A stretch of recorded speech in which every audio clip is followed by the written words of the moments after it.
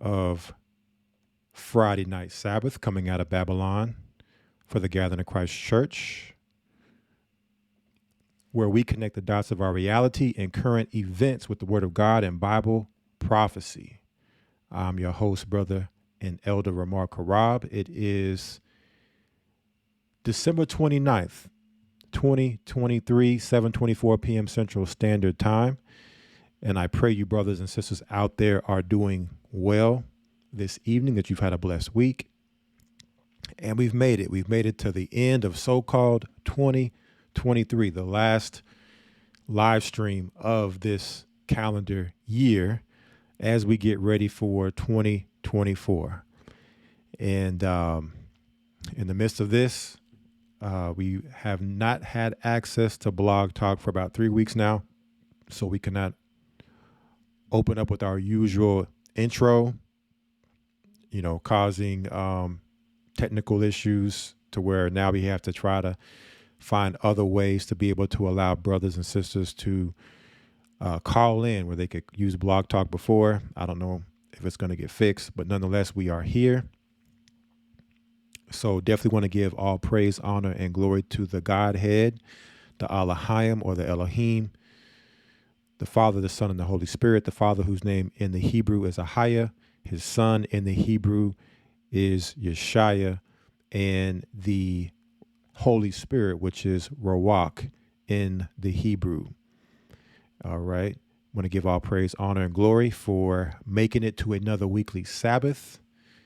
We've made it here, this day of weekly rest and connection to the heavenly realm. And also to be here before you all to have another live stream of Friday Night Sabbath coming out of Babylon. And throughout all the challenges, we have made it. All right. And we have a surprise giveaway, an opportunity for brothers and sisters to enter into a surprise giveaway. We're going to talk about that here in a moment. Before we go into any of those things, the announcements and what we're going to be going into, of course, let's get the title for our stream this evening. The title is 2023 Review, 2024 Outlook. 2023 Review, 2024 Outlook. All right. So pretty basic title. So most people probably would have a good idea of our discussion this evening and the content we're going to go into, have some sort of idea, nothing to really figure out with the title for the most part, but we'll go into that here in a moment. Want to get some announcements real quick for this platform. Friday nights, we have Friday Night Sabbath coming out of Babylon every other Friday. And how you can tune in. Typically, we are on twitch.tv/GOCC Southwest. All right. That's the website. You go there, any browser will take you right where you are now, where you can view this stream. Let everyone know out there that we are streaming live from Twitch. Let them know so they can come and tune in. All right. Share with your family, friends, neighbors. All right. And we are also simulcasting through our free conference call. Okay, free conference call is the number you see below me, 605-313-5980. Let me just make sure here real quick that I mute all participants. And so as people come in, there is no background noise.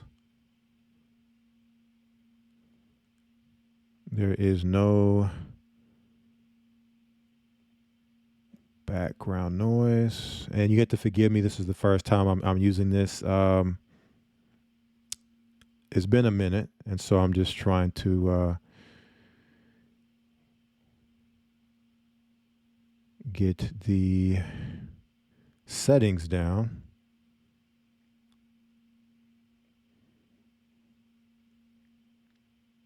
because when I was messing around with it yesterday, it is giving me a different look than what I see right now. So, okay, let me do this. Chat. It's the chat.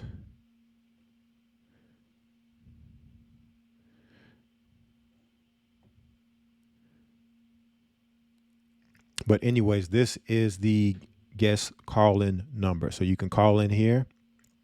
And the reason for that, also want to give brothers and sisters the opportunity to call in because we are going to be discussing some things tonight. And so this gives you the opportunity to still have the chance to call in and speak on the content for this evening, as well as listen in. So if you want to just listen in through your phone, you have this option to listen in here as well. You won't get the full video experience. You may not get some of the audio because it is done through the computer. So, but you will nonetheless, whatever is coming through the microphone, you will be able to at least hear that. All right.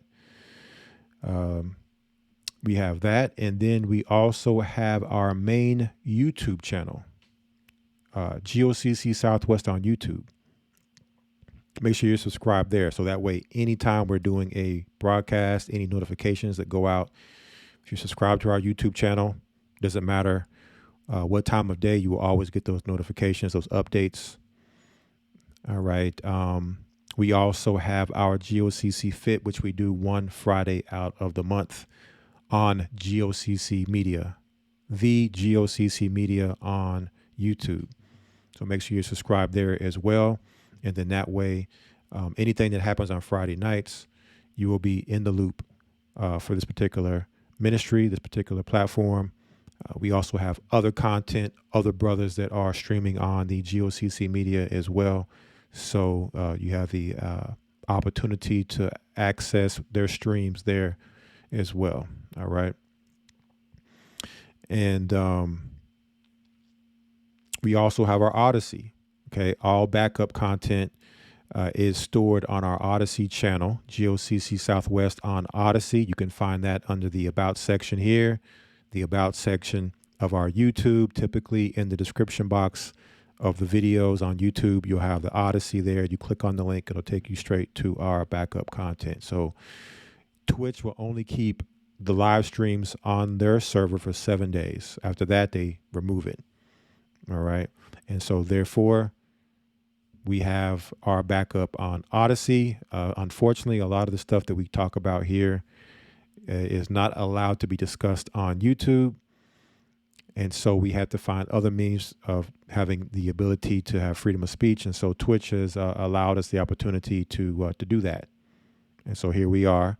But there are some limitations as far as, archived content here on Twitch. So there you have that for Friday nights. We also have the church main YouTube channel for the Gathering of Christ Church, which is A Gathering 144. Our backup channel, GOCC NYC. Make sure you're subscribed to both of those channels. We also have the church website, gatheringofchrist.org. gatheringofchrist.org, where you have everything from our holy days to the Hebrew calendar you can purchase there, the GOCC network, a network of small business owners where you can support, find products, services. You also can join if you would like to be a part of that. If you have a business of your own, you can inquire there. And you also can get to the Hebrew and Bible Academy enrollment there. All right, the Hebrew and Bible Academy coming up. Let me see if I can get the actual date for the next one. But the direct website is historytimes.org. historytimes.org. I'm going to pull it up here so you all can see it.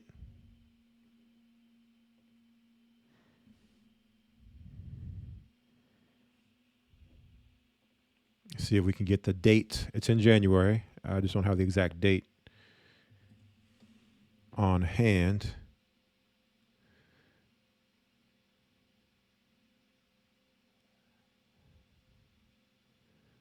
All right, so here is the website. I don't see the date on the website.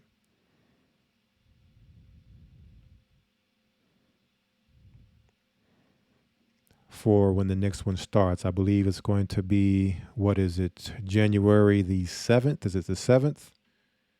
Okay, somebody's saying the 7th, which is the first Sunday in January. All right, so come to historytimes.org if you would like to enroll, you would like to find out more. You're having any issues, it's all right here, historytimes.org for the Hebrew and Bible Academy. All right. We also, aside from the church, those are the announcements for the Gathering of Christ Church. We also have a giveaway. We have a giveaway, and one of the companies that we have partnered with over the years here on Coming Out of Babylon, done a lot of partnerships and giveaways here. Pull it up. You all can see it. I know you all may have been waiting for some time, but Judaware is back. Judaware is back. Judaware.org. All right. And just real quick, when you come to Judaware, there's a disclaimer that Judaware is not affiliated with Judaware Gold or Judaware in Brazil. Okay. The only authentic Judaware brand is located at Judaware.org.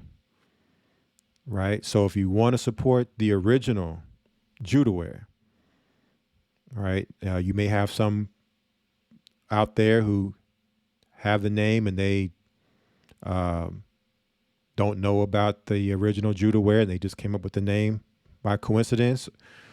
Or you could have some people out there that are just copyright infringing and knockoffs and bootlegs like that. But this is the trademarked original Judaware. So if you're going to get the original, you have to come to the website. If you go anywhere outside of the original website, then it's not the original Judaware. All right. So I just want to make brothers and sisters aware of that, because I know there's a lot of stuff going on social media and stuff like that people are doing. And it's got nothing to do with the original Judaware. All right. So what you would do is you would come to the website, of course. If you come to the top here, you have the brand corner at the top and you click on giveaway. Right. You click on giveaway and it takes you to the giveaway that we currently have now that Judaware is officially back up and running for 2024. And as you can see with the shirt that I have on now, this is the shirt that will be given out, and it is for toddlers. All right. It's for toddlers. So whether you have a toddler or maybe you don't, and you might want it to give away to somebody, that's fine.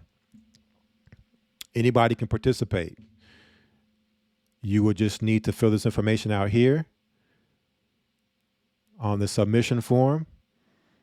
Now, one thing that's key that brothers and sisters have to understand is there is a giveaway code, which we're going to give you that code at some point during this broadcast. Okay. At some point during the broadcast, we're going to give away that. We're going to give you that code. And so you would put that code in here as well as your contact information, your address and things like that. Choose the, t-shirt size for, whatever toddler size it would be for. And then you would submit your entry. All right. And then there's going to be a raffle. The winners will be posted on Facebook and Instagram. And then they'll also be notified through email that they won. All right. They're going to be notified through email that they've won. All right. So it's this T-shirt here, as you can see. Judaware. And then let me come back to this screen so you can see me better. Let's see. So you have, as you can see, the Judaware logo here. And then you have on the sleeve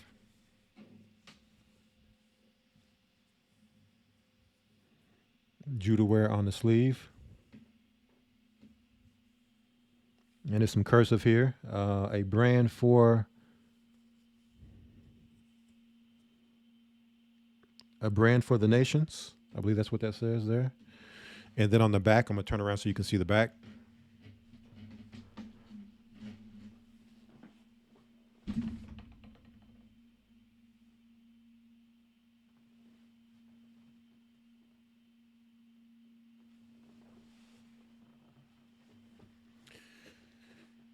So on the back, you have Hebrews 7:14.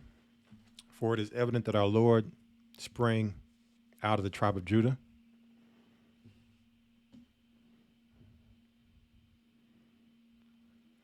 Right? You see.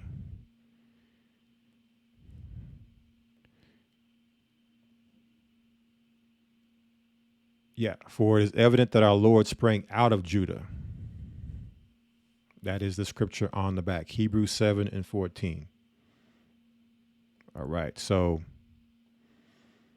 bring you back here. And so that'll be our giveaway. I don't have the giveaway date. That's one thing I don't believe I have. But more than likely, I would think at some point during the week, there's going to be a cutoff. Maybe a week after a week, you have time to put this information in.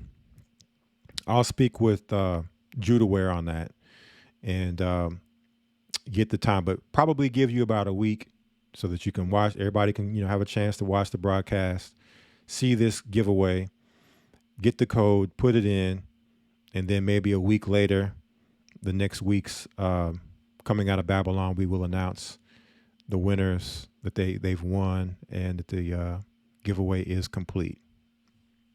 All right. So I will also give some of this information in the description box after we finish the stream tonight. So you'll have the information here. Okay. All right. So that should cover most of that information. And then if there's any questions, of course, you can always contact us here. Customer service at judaware.org if you have any questions. You can reach out and they'll be happy to answer your questions. All right.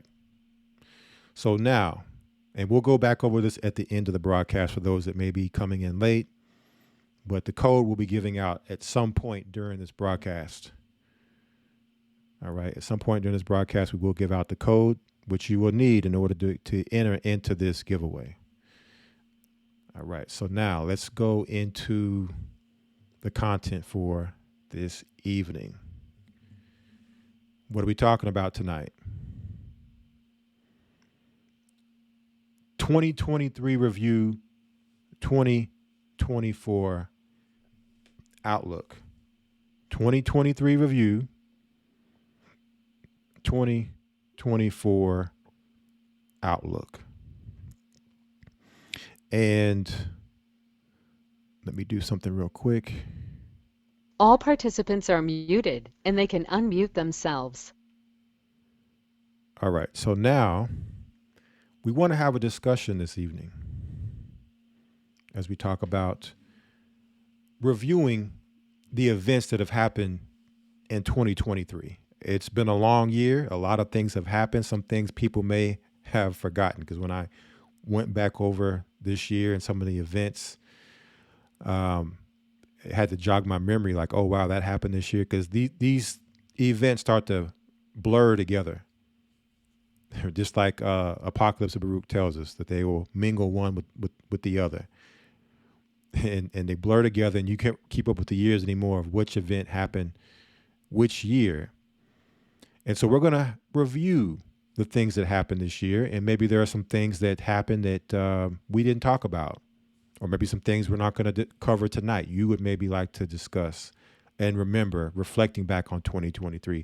And a reason of doing that is look back and understanding that a lot of these events that happen are, they're cyclical, meaning that they don't just happen one time, or they have ripple effects. So it's an event that could happen, that could still be ongoing, that hasn't finished its cycle yet, and could still have an effect as we then look at 2024. Okay, as we start to look out on 2024 and look out into the horizon of what could we possibly see happening in 2024 based upon things that have happened in 2023 and maybe years prior, that could give us some insight. You know, there is a saying, and that saying is, if you don't learn from history, you're doomed to repeat it. So it's good to not forget history and forget the things that have happened in the past so that we can have a good outlook toward the future. Okay. And, none of us can predict the future. The Bible does give us prophecy. It does give us prophetic insight.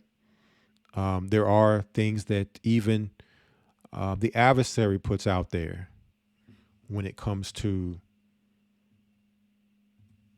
things that they're planning and plans that they've put forth and forward that a lot of times, oftentimes have come true. And just because it hasn't happened yet doesn't mean it's not going to happen.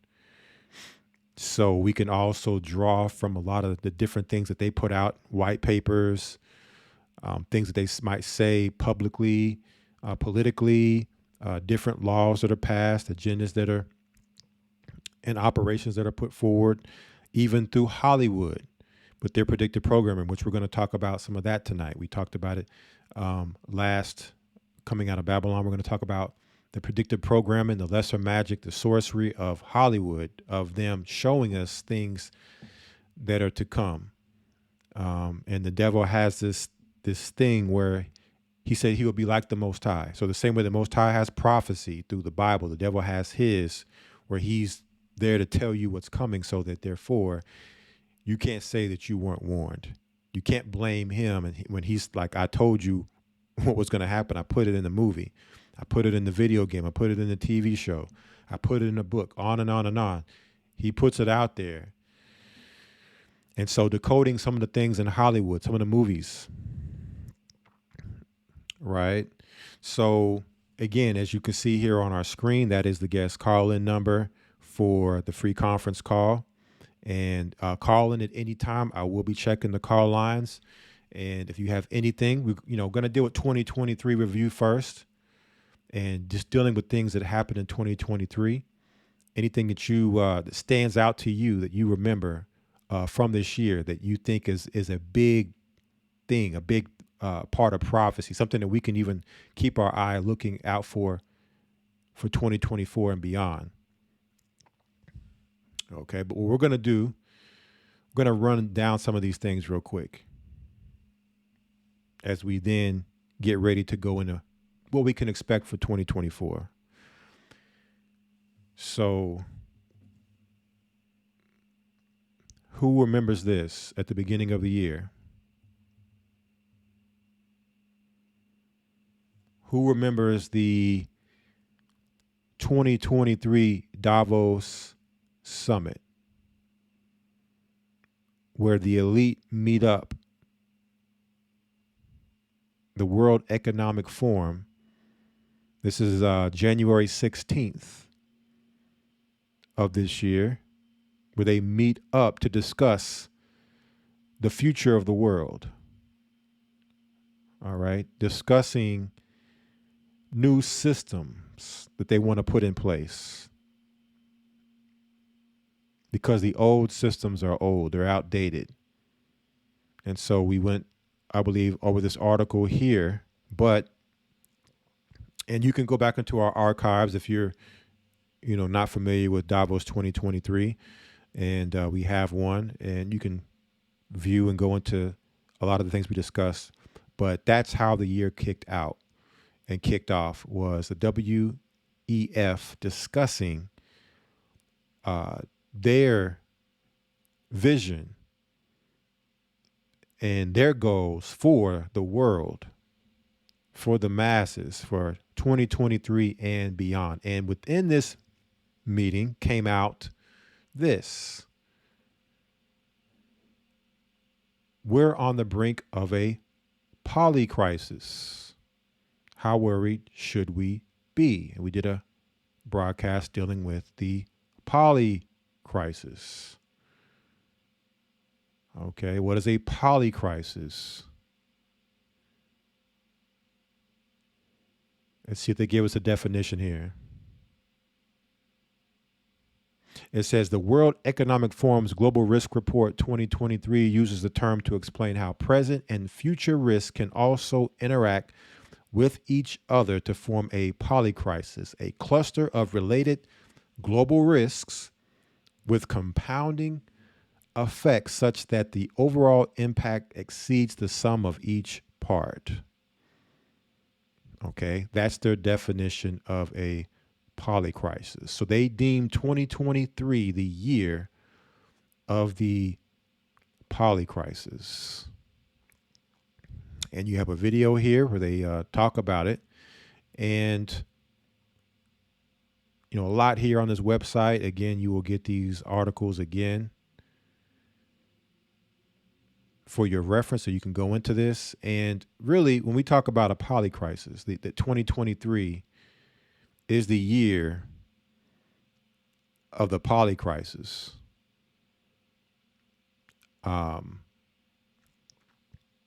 And so what we can look at, because even later, the WEF changed it and said we're in a era of the polycrisis, meaning many crises, right? Many different events happening at once, at the same time, compounding one on top of the other, just as the Bible tells us and shows us through prophecy. We showed the 12 parts in the book of 2nd Baruch that talks about these 12 parts and that they would mingle one with the other, right? So the Bible talked about the polycrisis before the WEF talked about the polycrisis,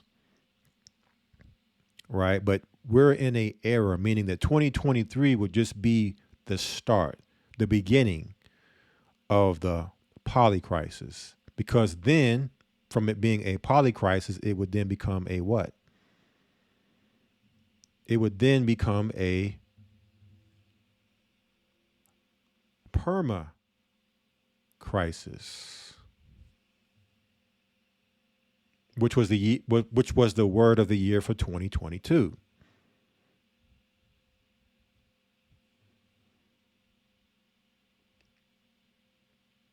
So you see the word permanent and you see the word crisis combined.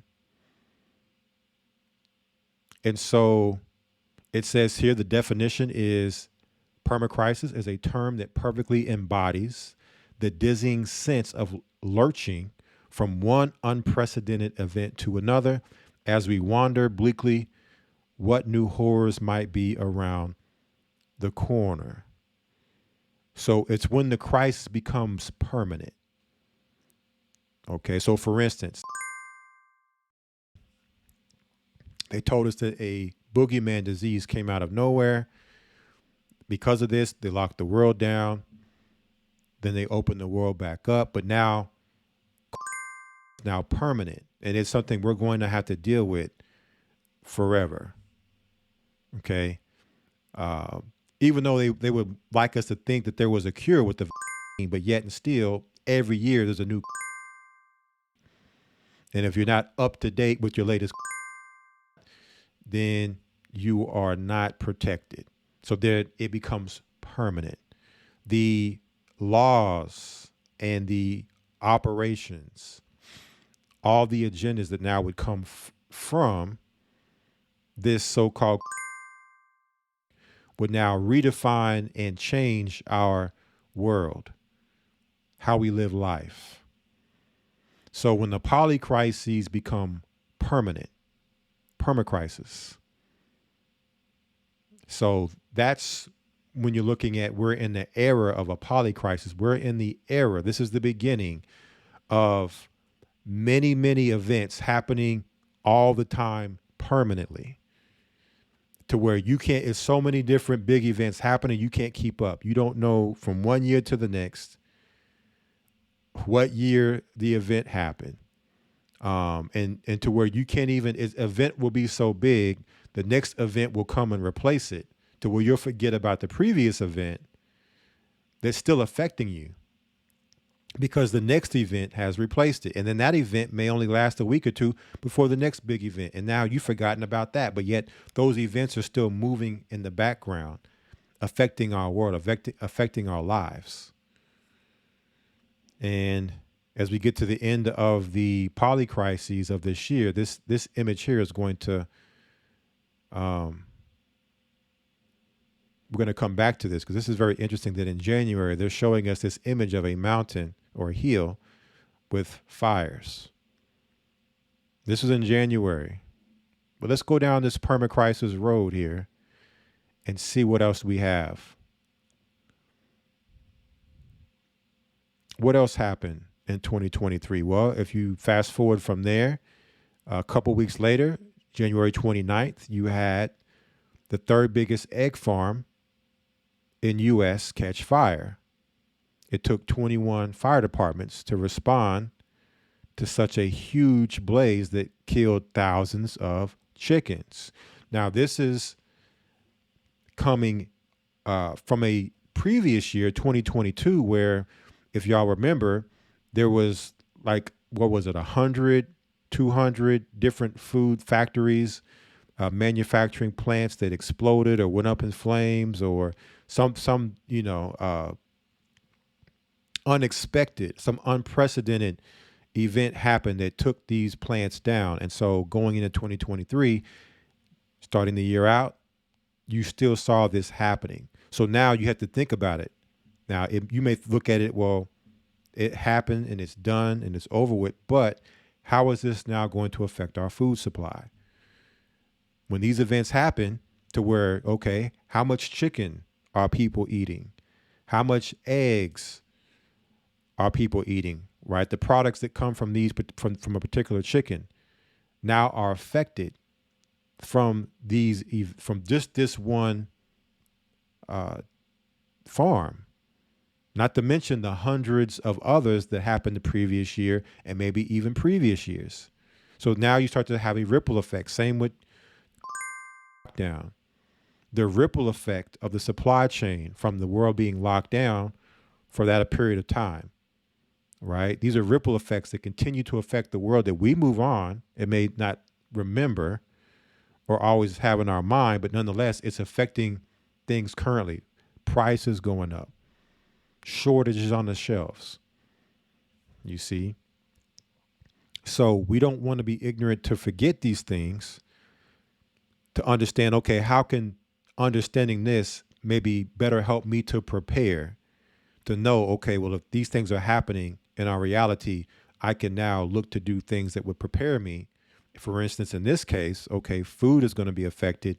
I can now look to have some long-term storageable food in place, because these events show me there's going to be a famine.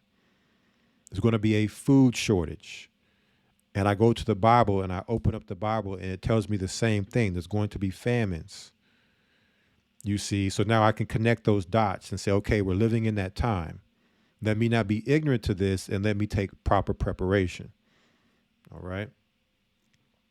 What else happened in 2023? We have, how many of y'all remember the Chinese spy balloon flying over the U.S., to where now it was this thing about UFOs and aliens? For the whole year, we were being bombarded with UFOs and alien invasion. And, you had different countries where they were reporting alien invasions, to, giants appearing and abducting people in the village. And you had people in the U.S. where they're saying that, a craft landed in their backyard. You had in, I think it was Peru, where they rolled out so-called mummies, corpses that they had for hundreds of years that they're just now showing the world. So 2023 was a year where they really pushed this alien agenda hard. You had whistleblowers, so-called, from government come out and say that they were chased by craft, right? And to where now it can't be denied that, we are not living alone, and that there are aliens, from outer space amongst us. So this kicked off this campaign of this so-called alien threat with these spy balloons. And this was February of this year. Okay, moving forward, what else did we have? How many of you all remember the Nord Stream pipeline? 2022 was a big year for the so-called war in Ukraine. And within this, you have different types of warfare. So now Russia is saying that the U.S. has blown up a gas pipeline that fuels most of Europe's natural gas, for fuel for their home, whether it's heating their home or cooking, all the different things that they would use that natural gas for their homes. Now this pipeline being destroyed, those people are left without this resource and now must scramble around to try to figure out how to survive the cold winter without their natural gas coming in to heat their home, or how to cook their food when all of their stove and their oven is powered through natural gas. So this is a form of warfare that the people now are going to suffer, that depend on this resource to survive. All right, so that happened this year. So we're looking at an effect, this, dealing with Europe, affecting the European energy grid.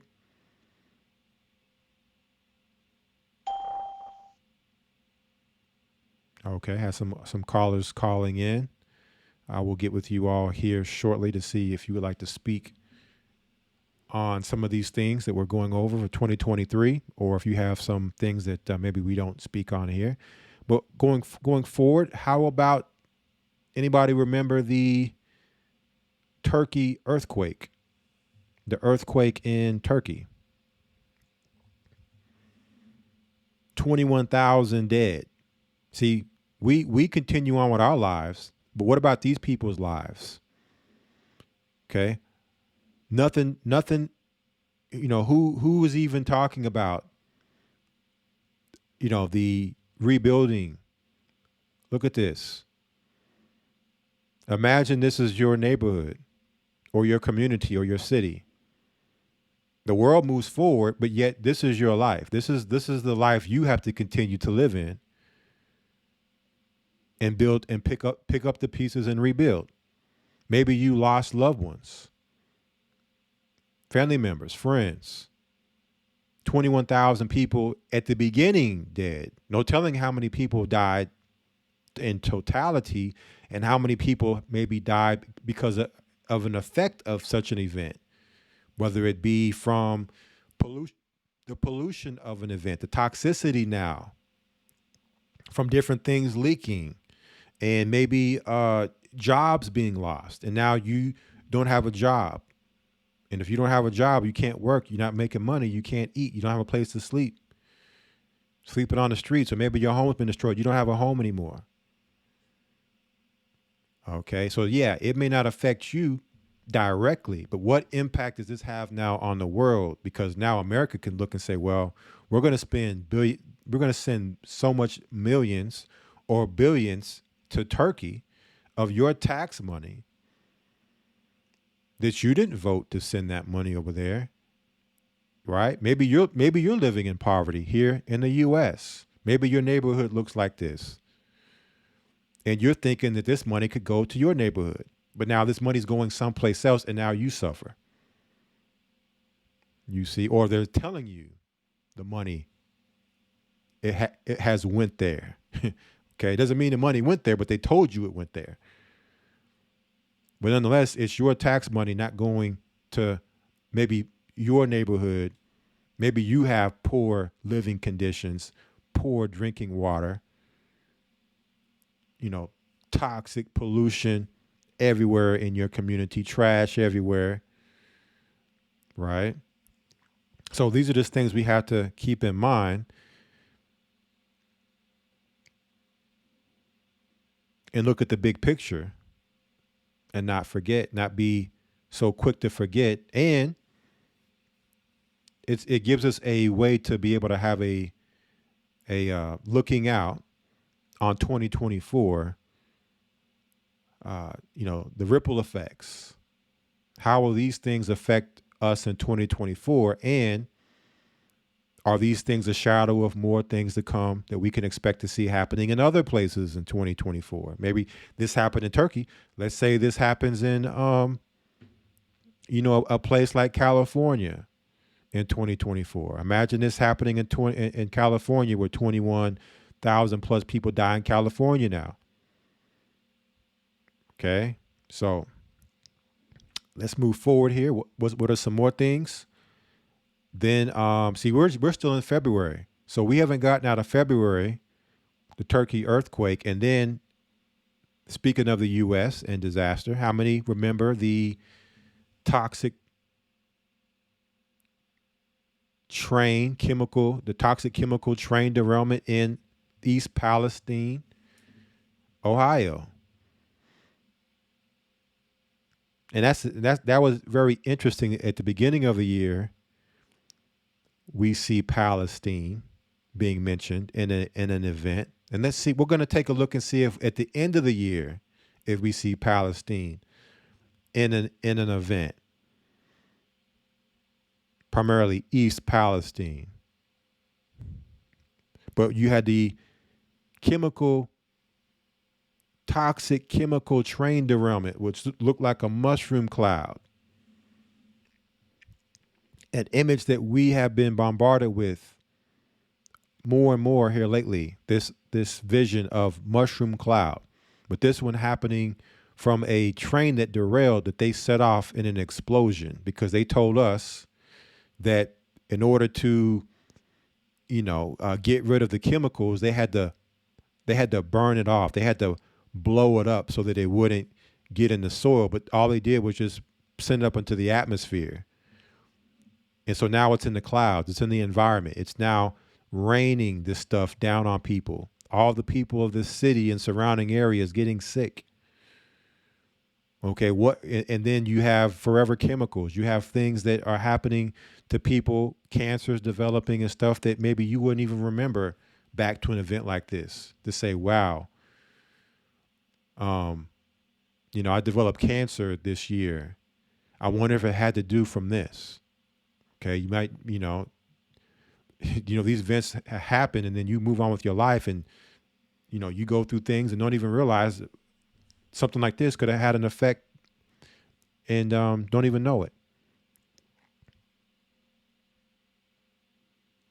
All right, such a big mushroom cloud explosion that it could even be seen from space, of polyvinyl chloride. Right? Polyvinyl chloride seen from space.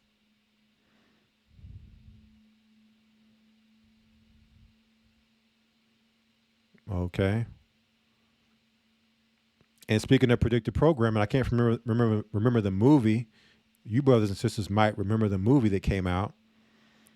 I think it was right before this happened, where they showed this happen in the movie in East Palestine, a train derailment.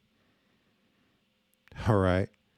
So for those people that think predictive programming in Hollywood is a conspiracy theory, Hollywood's batting dang near 1,000 right now when it comes to their predictive programming and their events happening.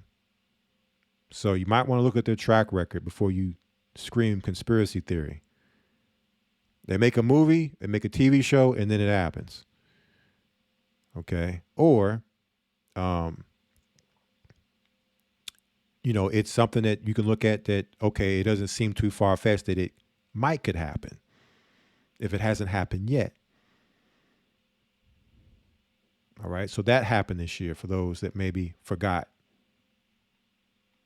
And it wasn't even just this particular event when we talk about East Palestine or the huge chicken farm. These are just some of the events. There were other things that were happening similar to this chicken farm fire, or this East Palestine. How many trains started derailing all of a sudden in February, March, April? It seemed like every time you turned up, every week, it was a train derailment or two of toxic chemicals all throughout the United States, just derailing all of a sudden.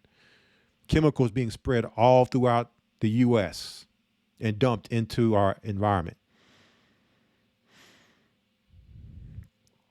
So going back to what the WEF declared at the beginning of 2023, they declared we were on the brink of a polycrisis, and no sooner than they declared it, it started happening. These devastating events started happening, and then from there they claim we are in an era, meaning that this isn't a year thing. This is going to last. This is going to be something that's going to happen many, many, many years, however long that era is. Now, how they know all this would make one question. Where are they getting their knowledge and insight to know that this is going to happen? And would also, have a person like me question and ask, do they know something we don't know? Maybe they have a hand in these events happening, especially with the predictive programming showing us these things in Hollywood before they happen. Like somebody somewhere knows something, because it's too coincidental.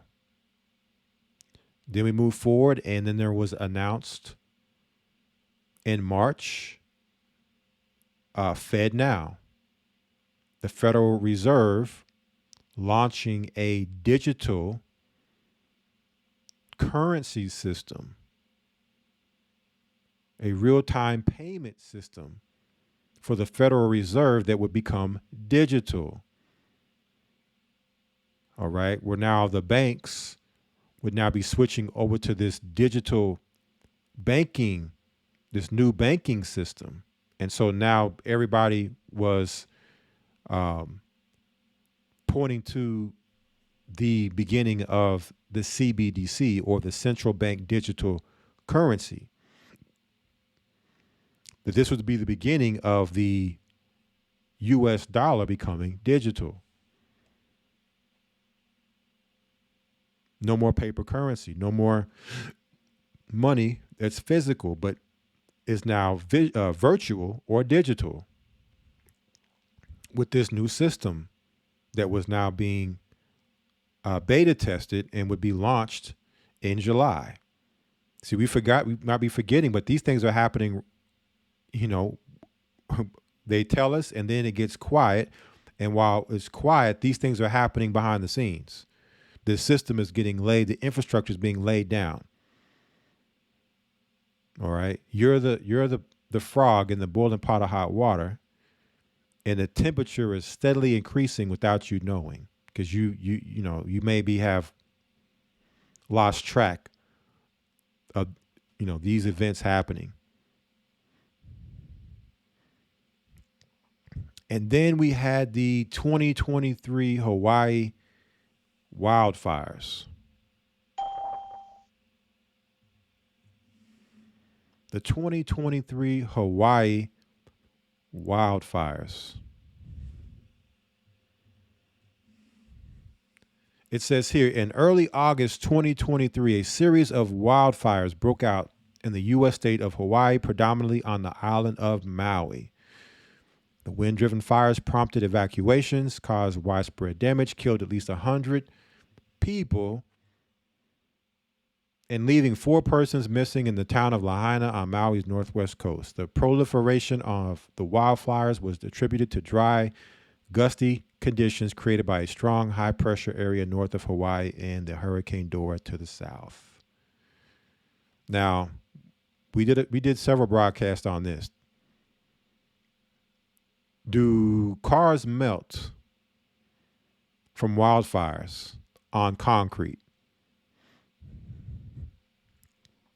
You have glass, which has to be, 2,000 degrees Fahrenheit to melt. A wildfire only gets to around 1,100 degrees Fahrenheit. So you have glass melting on a concrete street from a car no trees around.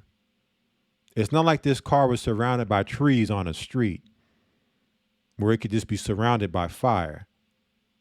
No, it's on concrete. None of this concrete is going to be in flames from a wildfire unless you were to dump gasoline all up and down the street.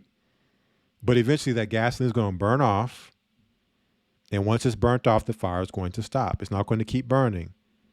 But yet somehow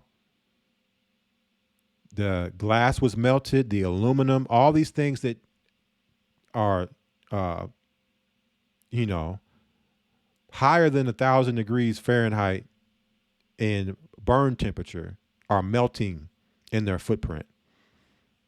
But yet they would tell us that this was caused by dry, gusty conditions of wildfires and a hurricane which brought no rain.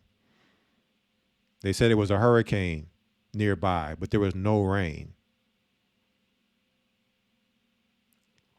which is probably the first time in history you've seen a hurricane with no rain. And they told us that there was 100 people that died when you were having reports that it was in the hundreds, if not thousands. Only 4 people missing when it was in the hundreds, if not thousands. These are the stories that were coming out, but yet the mainstream media was pushing that it was, not really affected too many people.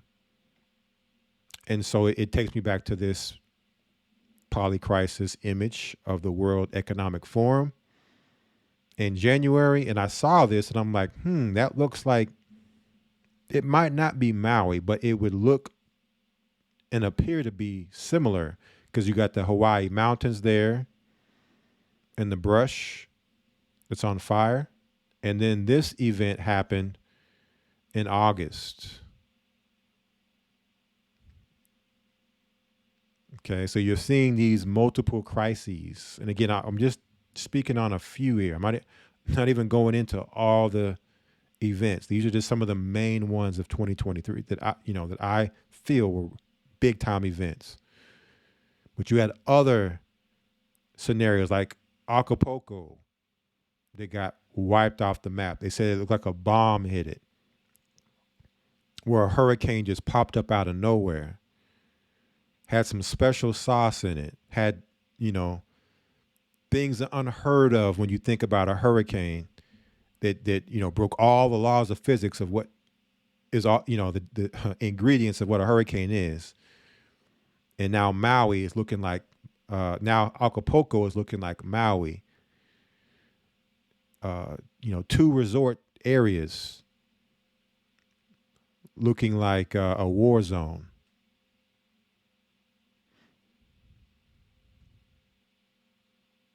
And then to me, the biggest event of 2023, the Israel-Hamas war. And the reason I say to me the biggest event is because of how the world views the Jewish Israeli state of Israel. Most Christians believing that these are God's chosen people, and they believing that this is somehow connected to prophecy when it comes to Israel in the Bible, as well as the Muslim world, because the Palestinians are Muslims. And what Albert Pike told us in the letter to Mazzini about the Third World War would be fomented between the Zionists and the Muslim Arabic world. And so when you're talking about world war and that, saying that when this happened, this is the beginning of World War III, now you're talking about a global conflict involving all the countries of the world. So now the whole world affected by this under the guise of God's chosen people. That this is happening under for Christians and the Christian world. Not that this isn't Bible prophecy, but it's not Bible prophecy according to who the Israelites are. But Edom and Moab, when you look at Edom and Moab in prophecy. And we talked about East Palestine and this happening, this mushroom cloud. Well, guess what the border is of Hamas in Israel?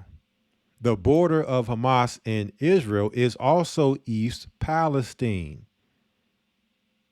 And there were bomb explosions going off, just like East Palestine, Ohio.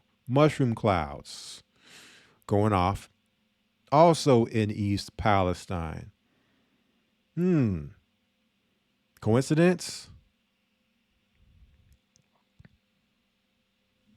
All right. So those are some of the things that I thought we would review before going into 2024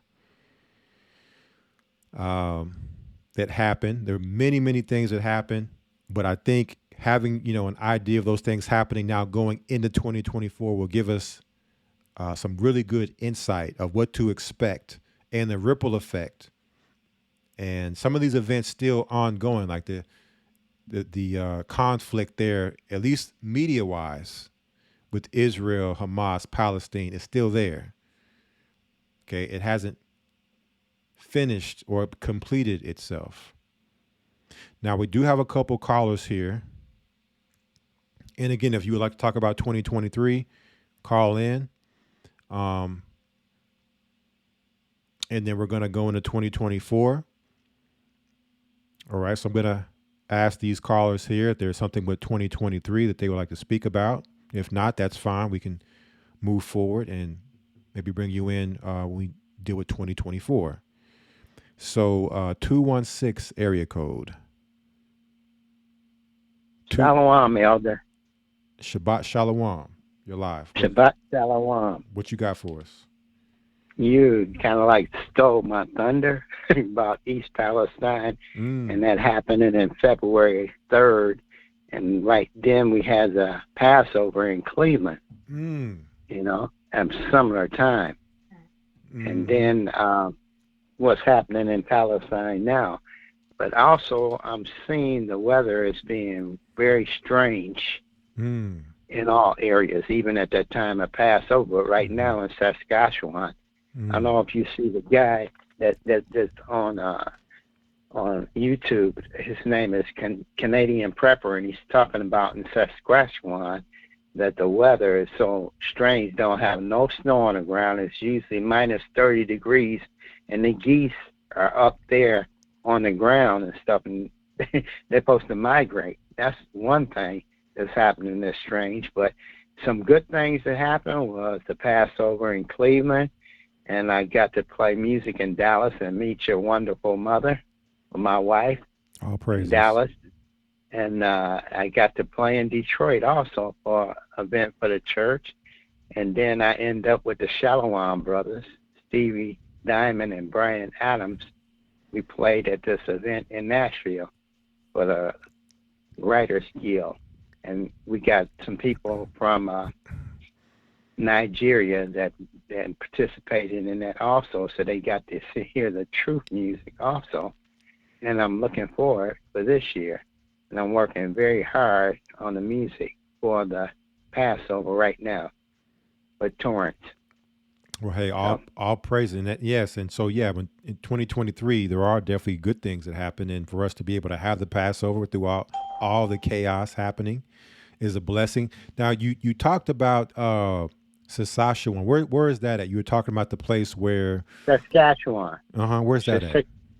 That's in Canada. It's near Alberta and Vancouver, up north there. And the guy, he's got a show. It's called Canadian Prepper. And he's talking about that on one of his shows. You can go look it up, where he's talking about the animals and the weather. It's strange. It's usually minus 30 degrees. And I lived in Canada and abroad for like 37 years when I played music, so the weather is really strange up there right now. And the geese are not, they're not hibernating. They're up there on the ground. You can see it. I think it's this week he did a video on that Canadian Prepper. how strange the weather was. That's interesting, and that makes sense. Let me ask you, because you probably would have a better memory than me, especially being up in that area. Wasn't there also the Canadian wildfires earlier this year too? Yes, and it was started off in the province of Quebec, where the people they speak French, and God, He works in strange ways. I learned French when I was in elementary, junior high, and high school, so I could go to college for music. So yeah, it started off in Quebec, and then it went over in different areas. But I lived in that area almost 37 years. I never heard of wildfires getting out of control like that. And I think sometimes these people are doing things on purpose. Well, it's interesting because I was looking online on social media and they were showing it was like either helicopters or planes, and they were flying over the forest, and it looked like they were dropping like liquid fire. Yeah. I don't know if you saw those images. Yeah, I saw those images, but sometimes they use that to uh, uh, partition a certain area and let that burn like that. They do that sometimes also, where they put it so they burn a certain spot, and then they'll come and cut it off. I know people that work in the wildfire up there and stuff like that, but a lot of people got killed. But getting back to the thing about in Hawaii, that didn't look like no kind of fire. It looked like somebody dropped a bomb or something there or something. And what happened to all those children that were supposed to be in school that was off of school? They just disappeared off the land, or maybe Oprah Winfrey was there. Maybe she picked them up or something. I don't know. Maybe she knows what happened to the children. Yeah, right? Maybe she does. Yeah.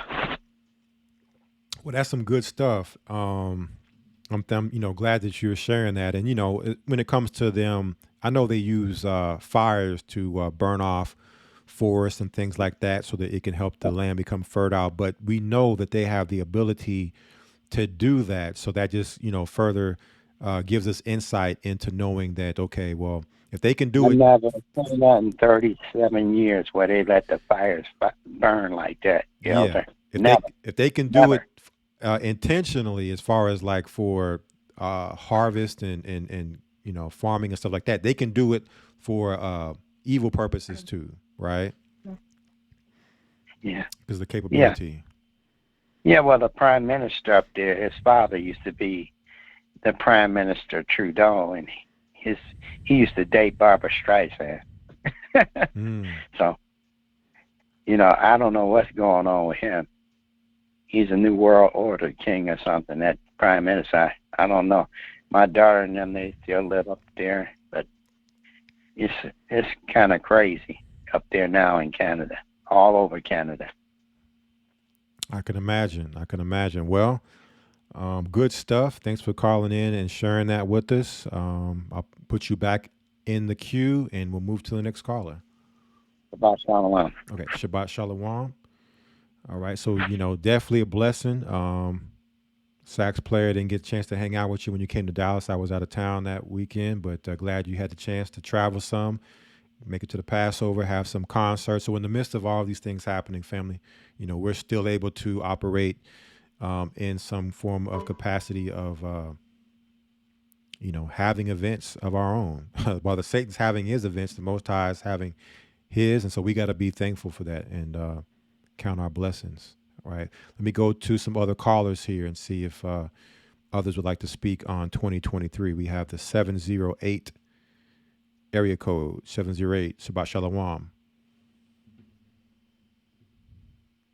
I think it's Dion from the 708. Last four digits, 0365. Would you like to speak? You can hear me. I cannot hear you. Okay, let's go to the next number here. If you would like to speak, 708. We do have a chat. You can just type in the chat and we'll bring you in, but did not hear anything. Let's go to the 336 area code. 336, Shabbat Shalom, you're live. Shabbat Shalom, Elder. I learned about, I was watching a YouTube video, and this guy was doing he was showing information on how the federal government was stopping teachers in the U.S. from getting jobs. Mm-hmm. And he brought up some information about these Z codes that the WHO Foundation was using. And so I went to the doctor to get some blood work done, and I noticed that they have compliance codes using the Z codes that he mentioned in the video. So they're reporting back to the WHO Foundation if we're compliant with taking the medications that they're giving us. Turned down some medication for cholesterol, and my doctor went and reported to the WHO Foundation that I was non-compliant over the cholesterol medication. So, and it shows it on the little app, so it's giving you the information on what they're reporting on you. So they're taking your blood, and by taking your blood, they can tell whether or not you've taken a certain medication. No, so I had to have my blood work done because I had some deficiencies that I'm trying to work out. Okay. So they took the blood work to check to see if the deficiencies had straightened out or not. Because I have high cholesterol, the doctor offered to give me medication for it. And I was like, nah, I'll try, some herbs and stuff first. And so I noticed when I went in the app that the Z codes had changed, and she reported to the WHO Foundation that I was non-compliant, that I refused to take the cholesterol medication. So how were they? Okay, so he reported that you wouldn't take it. They reported that to a certain organization, yes, to WHO. Yes. And how did you find this out?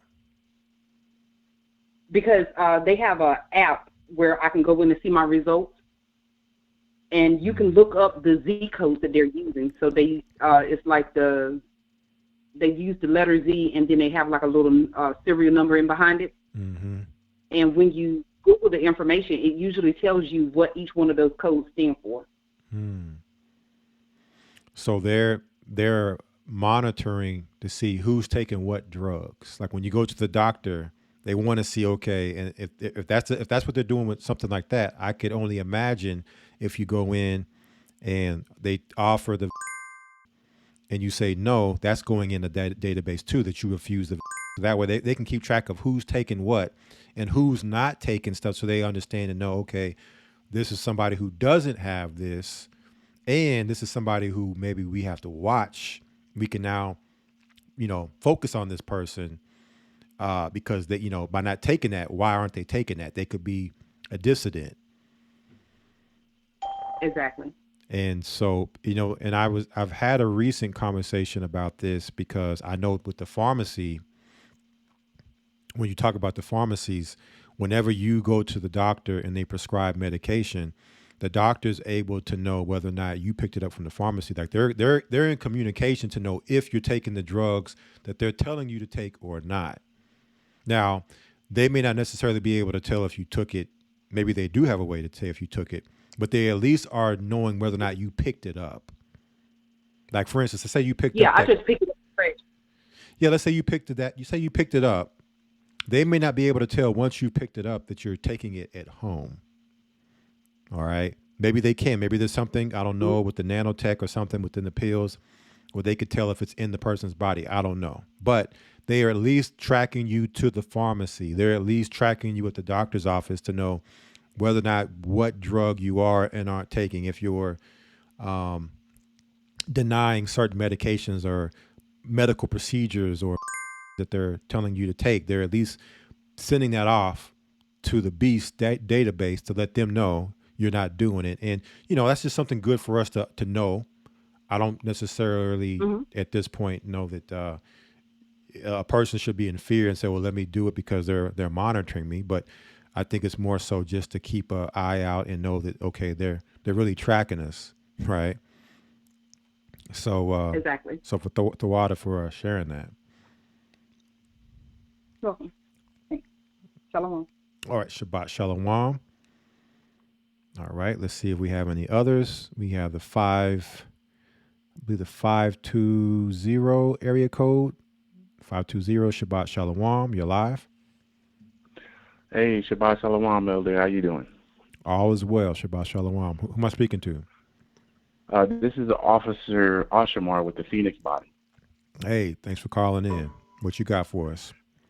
Yeah, I was just wondering or noticing actually they've been spraying a lot more out here in Tucson and also in Phoenix.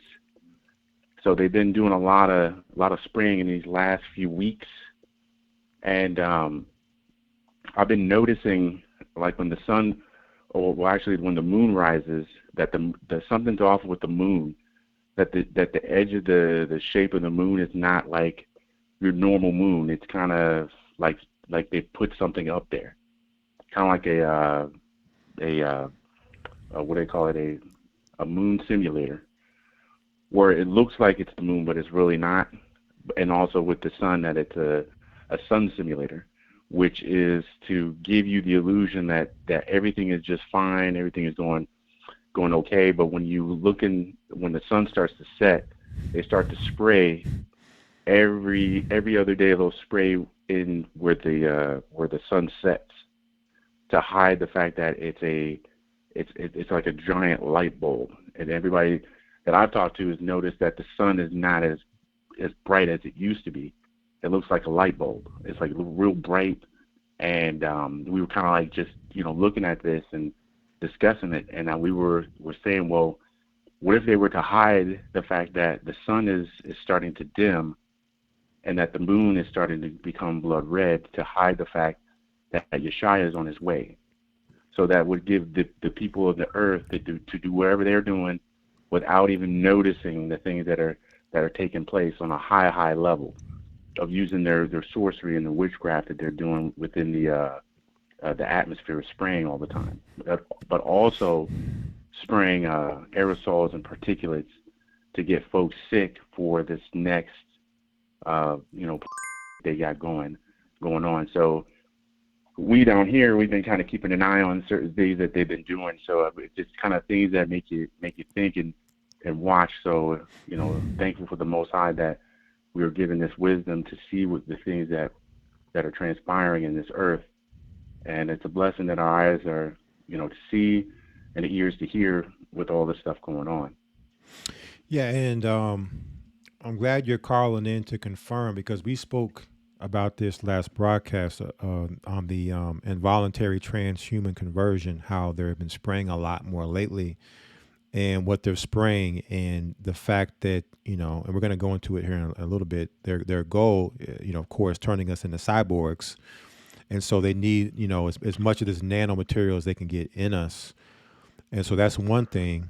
I do know Bill Gates has talked about blocking out the sun, and others to block out the sun by spraying in the sky. But one thing we know for certain, prophecy says what it says, that the sun will go dark, and the moon blood red.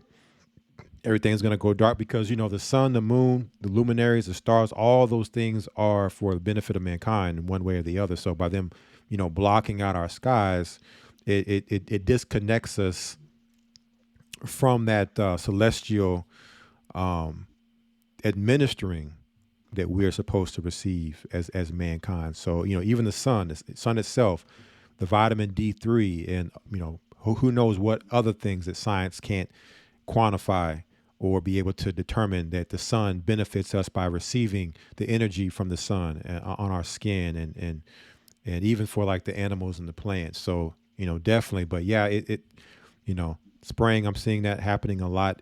People are, letting me know it's happening in the neck of the woods. So I appreciate you letting us know what's happening there, and yours as well. Oh yeah, most welcome. You're most welcome, Elder. Double honors to you. The water. Bless you. Ayandabar. Oh, Shabbat Shalom. Shabbat Shalom. Okay, we have one more caller before we now go into 2024.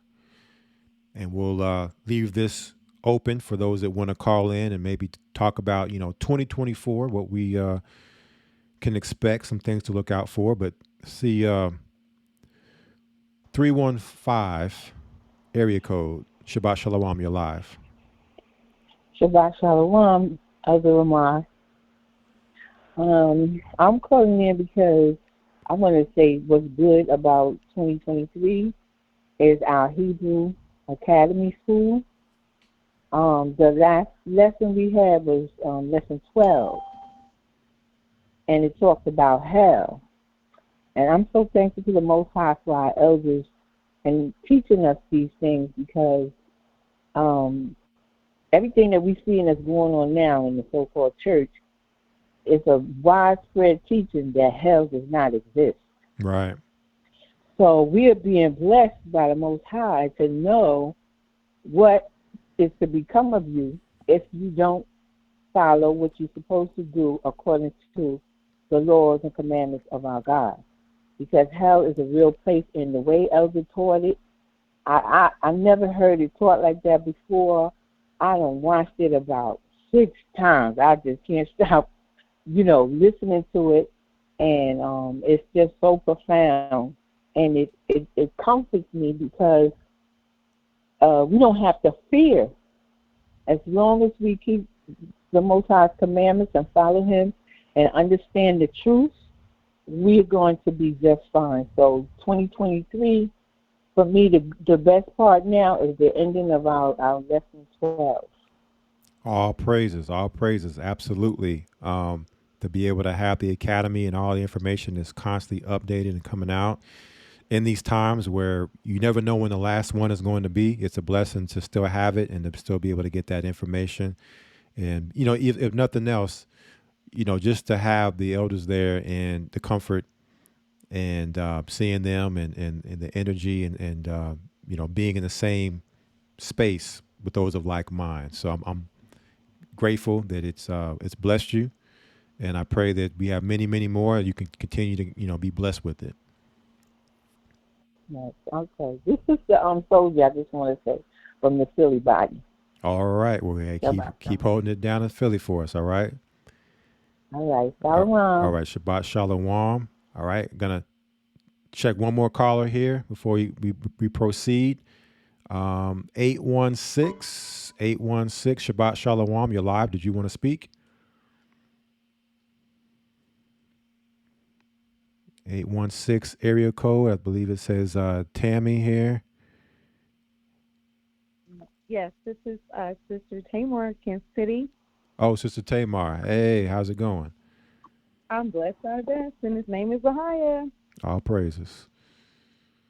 So I was just sitting here thinking of several things, but one of the things that I remembered was that Bill Gates of Hell, he purchased like a record amount of land.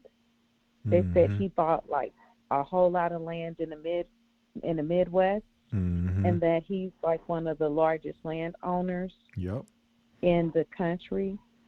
And I thought that was interesting. I can't remember the name of his farm, but if you see his logo or company, I'll have to look it up. But if you see his farm, I'm just trying to stay away from his food products. Allegedly, they have that A pill. Forever. Yes, the A pill. That's it. And so that was one of the things that were notable. And then, if you want to call what he has a farm, we're gonna have to call it an abomination factory or something else, because whatever's coming out there is not food.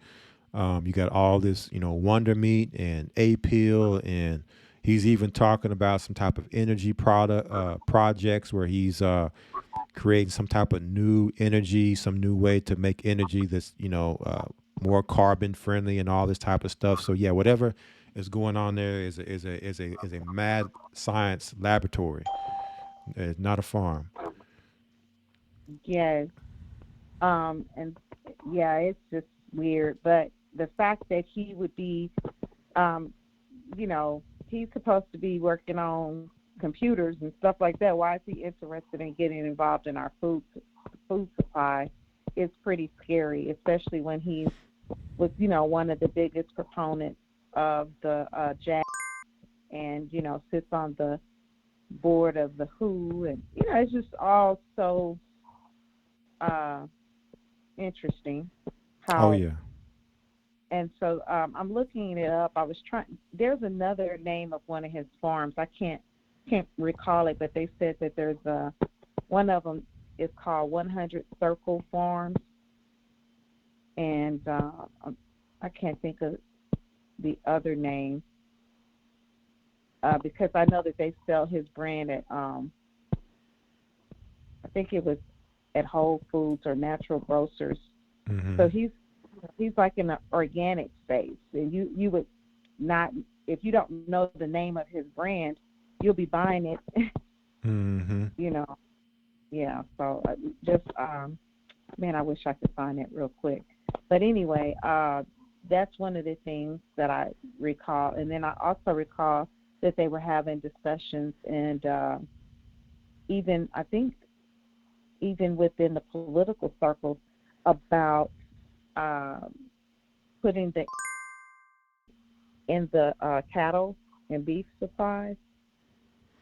Yeah. And then Whenever I went back into 2023, I saw a lot of articles that we had did. I forgot that we had did those where it was showing cattle that were, I think it was like 6 out of every 18 cattle that were died. And then it was showing some other things when it comes to cattle being. Also did some ones on how they've been eating pigs with for a while now. So yes, can confirm with what you're saying on that. yes, and do you remember that? Do you remember that time that they had like just all of those cows that just dropped dead Mm-hmm. in the field, and they were trying to pretend like they It was didn't the know. heat. Oh, we They don't know they what said happened they to. said they said it was the heat. The heat caused them to just. They had a heat stroke and all died. At the same time. Right. Right. And you know how many years and centuries we've been having heat in the sun. Exactly, and you never seen And that. that's never right. So that was something that was kind of interesting. And then remember there was also something going on with the chickens. They said that the chickens Had bird flu. yeah, I was thinking more. I saw this lady, I think, like on her YouTube channel or something like that. She was saying some. Oh, I remember. She said the chickens were not laying eggs Yep. anymore. Saw that at the same time that third largest chicken farm went up in flames. The chickens all of a sudden magically all stopped producing eggs. That's exactly right. Yep. And I And said, boy, they just think we stupid. yeah, and so what people found out was they were going to the feed store and buying feed for their chickens, and it was the feed. And then people were pointing it out, and you had all your fact checkers, your different mainstream media outlets coming out and saying it's a conspiracy theory. Nothing's wrong with the feed, the chicken feed. And then they tried to explain it, some scientific mumbo jumbo nonsense that the reason why the chickens weren't producing eggs all of a sudden. So use your own chicken feed. Use food scraps. Stop buying the stuff out the store. Yes. And then there was I remember because sometimes I run across articles and videos and stuff, and I know I send them to you or whatever from time to time. And I was just looking at there was a poster from 1892 that showed a serpent, a snake it would look like a serpent, literally, with the word written on the side of the snake, and a mother running, and she's running with her child in her hand, and it's and then in the poster from 1892, it has a skeleton. It has a skeleton like looking like a skeleton with puppet strings, guiding the snake, and the snake is chasing the woman with the word on it, and the woman is running with her child, and the poster says, "Do not." So they had. You have that now? Yeah, I sent it to you. I'm gonna forward it to you again right now while we're on the phone. It's just one of the articles. I just happened to run across it. Yes, send that so we can check that out. I like to see because I'm a visual person. I'm trying to envision what you're explaining. I want to actually see it myself to be able to look at it. Yep, I'm sending it to you right now. And so let's see. Also, let's see what else. can I recall? Oh, just I guess I would call this year the fall of the great ones.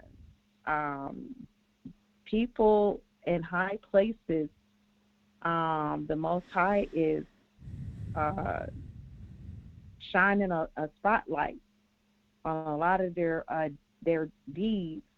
People, for example, like T.D. Jakes here recently, Puff Daddy here recently, and it's all they're they're demonizing so many of the great black so-called male role models, just as if there are no non-black men that are doing these so-called activities. But yeah, I mean, and it's like they're all connected. So you got the Will Smith and Jay-Z and Puff Daddy and T.D. Jakes and oh my goodness. And then remember here lately, the sister, when she was talking about hell, she reminded me that Carlton Pearson recently died.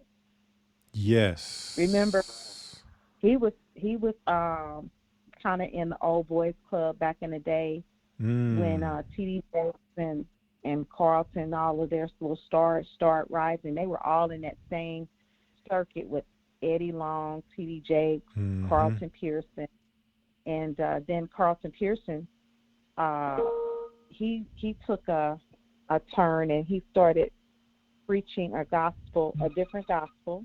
Yep. That embraced how can I say it, the LBGQ elemental people, and then he also started saying that he didn't believe a loving God would send you into hell. Yep.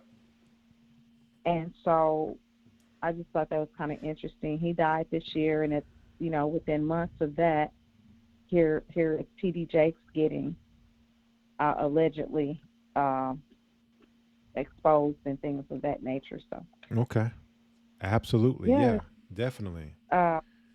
And then here lately, there was something that I ran across recently. I can't put my finger on it right now, but I remember seeing where they said someone was reporting that there's something weird happening with the eggs. I think that a guy was showing that he was trying to scramble some eggs, and it looked like it was plastic in the eggs. And the lady, she was showing how deformed and stuff the eggs were looking. Yeah, so it's just, I don't know. It's just a lot going on. Right. And so you just wanted to commend you because you keep us awake and aware. And we just really appreciate your ministry. All praises to the Most High. The Holy Spirit, hey, she's the one that brings information. So I just get up here and convey it and deliver it. So, but the water for the support, and may you have a blessed Sabbath. Yes. Did you get that article I just sent you? I don't have my email pulled up now, but I will check after the broadcast. And if I, whatever reason, if I don't, I'll send you an email. But usually I get them. So. All righty. All right. All right. The water. All right. Shabbat Shalom. Shabbat Shalom. All right. And I know we have some others that maybe have called in on the call line. Just hold tight. I'm going to get to your calls. But I want to move forward and now speak 2024. So we spoke about 2023 and some of the events that happened. And could we see a continuation of some of the events that's happened in 2023 happening in 2024? Can we see maybe the ripple effects of some of these events now, segueing into 2024 and beyond? All right. So let me pull this up here because the last broadcast we had, I let everybody know that I had not seen this movie yet, Leave the World Behind. But since then, I have had a chance to watch this movie. And again, this movie coming at the end of 2023. So while, it was released in 2023, I believe it is a good outlook on potential things that we could see in 2024. And this movie produced by the Obamas, which makes it even that much more interesting. For those of you who have not seen this movie, there is going to be some spoilers and some key parts of this movie I want to kind of focus in on. And so if you don't want to be spoiled, then for the next 20, 30 minutes, you probably want to, just come back. Just, you turn away, turn the volume down, whatever, come back in about 20, 30 minutes. Going to spend talking about some of the things in this movie that I think are really, really key. And so when we talk about this movie, Leave the World Behind, which is a really good movie, and I would tell everyone to watch this movie because it's definitely given some key insight to a lot of things we talked about in the past from this church that we say are things that have happened and things biblically that we can draw from to confirm. But this is more of the predictive programming of Hollywood. And you have here a family's getaway to a luxurious rental home takes an ominous turn when a cyber attack knocks out their devices and two strangers appear at the door. So we're dealing with a cyber attack scenario in New York. As you can see here, the movie opens up New York City, Statue of Liberty, right? And I'm going to pull up the movie here. And some things I want to point out, I want to show that really stood out to me in this movie. So the first thing, and I know others have done this. I know Elder Ricard, he's also done a breakdown of a lot of things in this movie. So some of these things you may have already seen, but for those who are not aware, just want to point some things out here. So what do we see here first? This place is so fucking boring. And excuse the language, right? It is a movie, so apologies for any language, but what I want to focus in on here are the T-shirts of this young man here and the young girl. His says obey, and she has her back turned. Who is it that they want us to obey? White House and major cities under attack by rogue armed forces. Elevated radiation levels detected near multiple population centers. So we're seeing radiation. Where does radiation come from? Nuclear bombs, nuclear reactors. Seek immediate shelter. And what were we told in 2020? Shelter in place.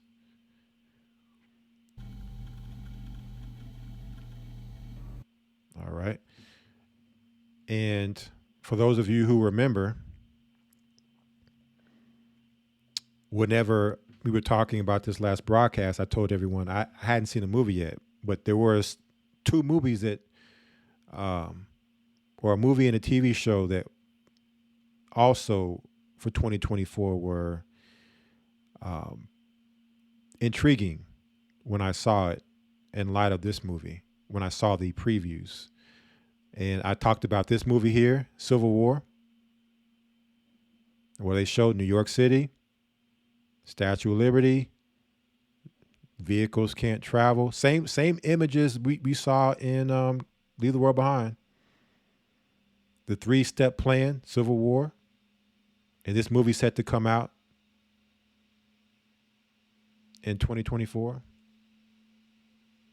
In the near future, a team of journalists travel across the United States during a rapidly escalating civil war that has engulfed the entire nation.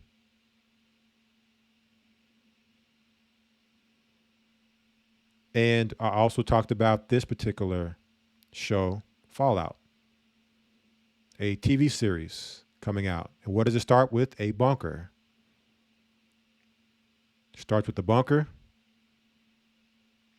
There's been a global nuclear war And the generations that were born in the midst of this were born in a bunker, and they're coming out for the first time to see what's going on outside the bunker after decades of being underground.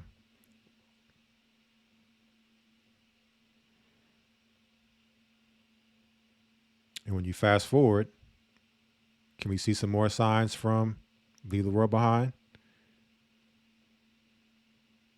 What do we see here? Another city with what? Mushroom clouds.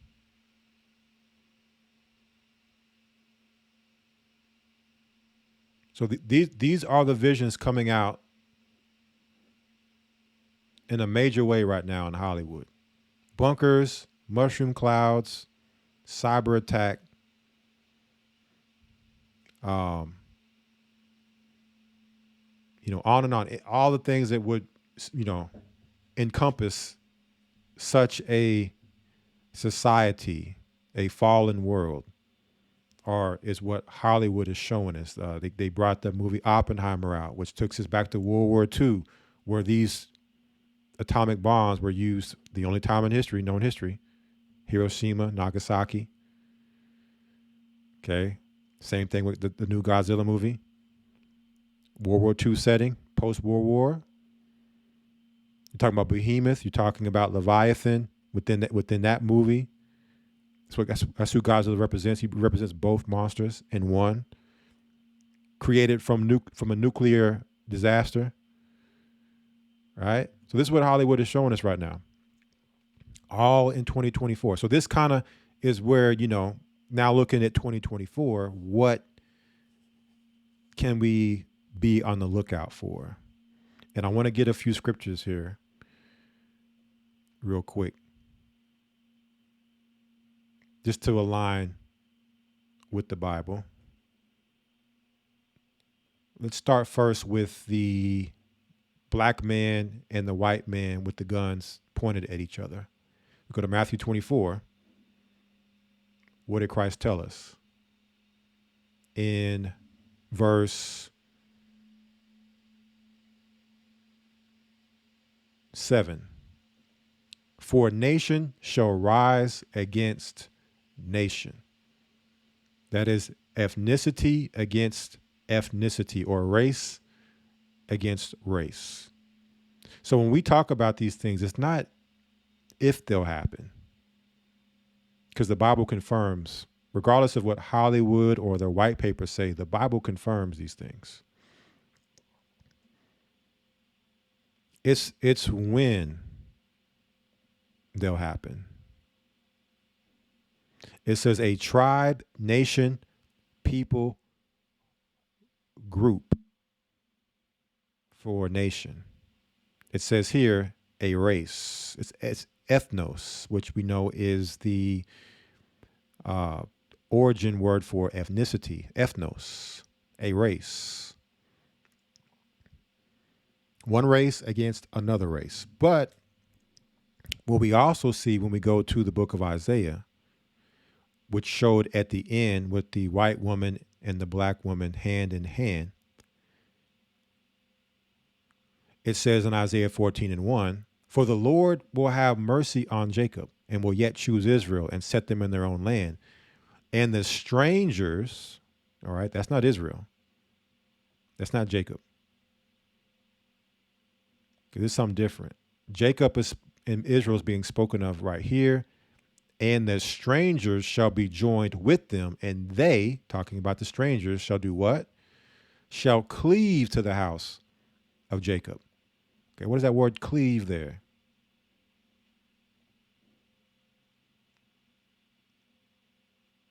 Gathering together. Abiding or gather together with Jacob. And this isn't anything new. This is when we came out of we came out of Egypt, strangers were amongst us coming out of Israel. Strangers were joined amongst us. So this isn't anything new. You have other Israelite groups out there that teach Gentiles can't be saved, all this nonsense. Well, the Bible has a problem with their doctrine because the Bible doesn't teach that. It says here, verse 2, and the people shall take them and bring them to their place. So these strangers are going to help us get to where we need to go. So you want to have an issue with the Gentiles, you're now shooting yourself in the foot and getting to where you need to be. And the house of Israel shall possess them in the land of the Lord for servants and handmaids, meaning they're going to serve Israel. They're helping Israel. And Israel's going to help them. We're going to help them. We're going to help teach them the gospel, the proper doctrine, the proper God to worship. If they're Christians, the proper biblical understanding and not pagan Christianity. And they shall take them captives whose captives they were, and they shall rule over their oppressors. So this is not talking about strangers being Israelites. These are not talking about Israelites that didn't know they were Israelites.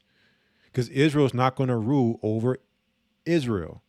Israel is not being oppressed by Israel. Israel is being oppressed by strangers and Gentiles.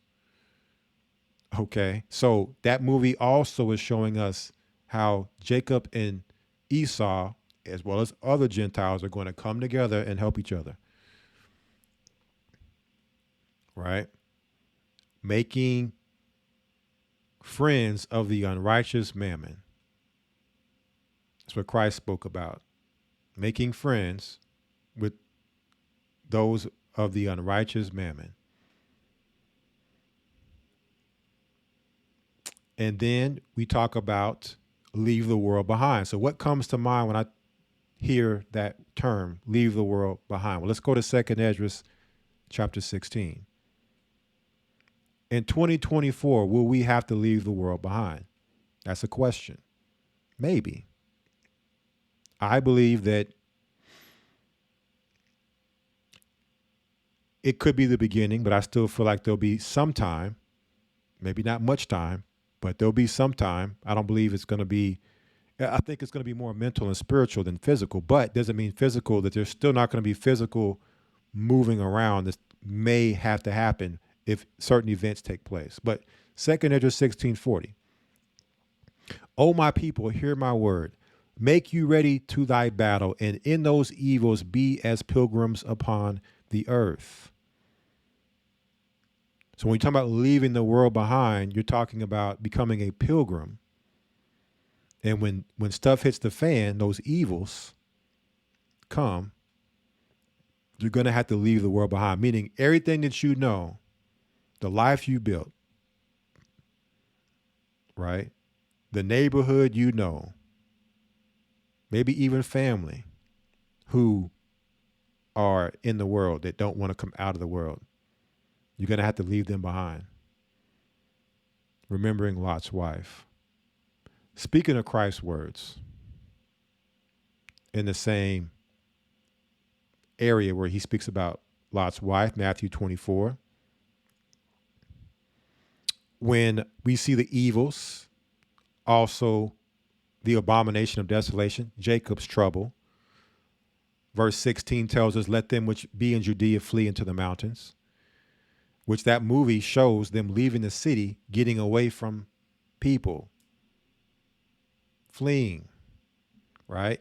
Verse 17, let him which is on the housetop not come down to take anything out of his house. Neither let him which is in the field return back to take his clothes, right? You're leaving the world behind.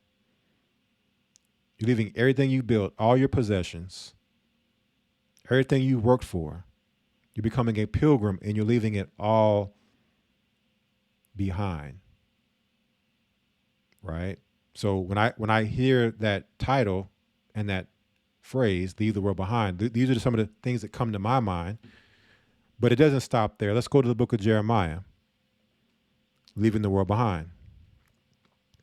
Jeremiah speaks about the fall and destruction of Babylon.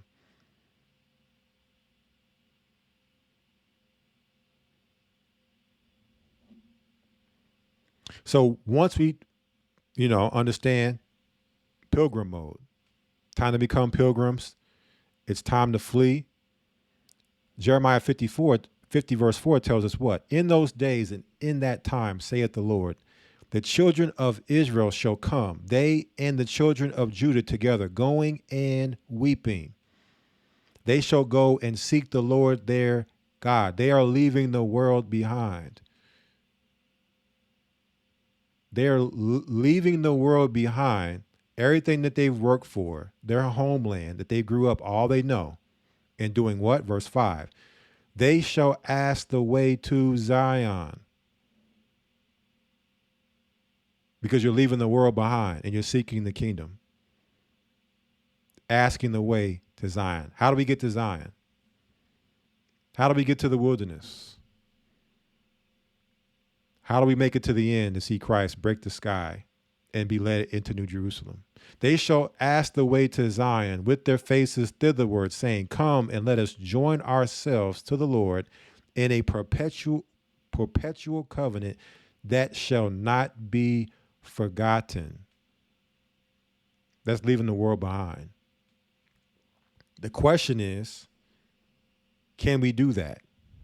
This is a question every person has to look themselves in the mirror and ask when it's time. It's easy to just go on vacation, right? It's easy to go on vacation. The children of Israel, when they were with Moses, they left Egypt. Once they were out of Egypt in the wilderness, what were they doing? Complaining, murmuring. We should go back to Egypt. At least if we were in Egypt, we would have this. So you leave America as it's being destroyed, or any other country outside of America, right? We understand America's Babylon is going to be destroyed, but other places are going to get hit too. You got to ask yourself the question, can you leave it all behind and find yourself in a place where you have no electricity, no running water, no soft bed to sleep in, clean sheets, clean clothes, maybe food to eat. You don't have anything, maybe. Can you leave the world behind? Spouses that refuse to submit to the Most High, family, friends. I think that's going to be the biggest part for a lot of people, are relationships. The relationships they have with people is going to be the biggest thing for people to leave behind. Anybody can do this for a week or two and go on vacation. We're not talking about vacation, right? This is not a vacation. This could go on for years, right? This particular process could go on for years. We know that the time that the daily sacrifice shall be cut off, that there will be a time and a half of times to make it to the wilderness. You're talking about 3.5 years to get there. So we're talking about years. And just because you get there at that time doesn't mean Christ is returning at the end of the 3.5 years. That just means that's the time to get there. But then there's still time after that. It could go on years. That's why you see here in verse 4, the children of Israel and of Judah going and weeping. They're crying because they're leaving it all behind. Family, friends, houses, homes, jobs, materialistic things. Everything's being left behind. Okay, so I think, maybe people focus on the content of the movie, but even the title itself is deep. Thinking about that title, Leave the World Behind. Hollywood is telling you. Satan has to tell you too, that you're going to have to leave this world behind. All right, but now let's talk about 2024. And of course, you all see the number here on your screen. Feel free at any time to call in. If you, what you foresee happening in 2024, some things that we may not cover. You do have this 3-part plan broken down. You all are going to get these links here, breaking down the 3-part plan that was laid out, how to destabilize the most cost-effective way of destabilizing a country.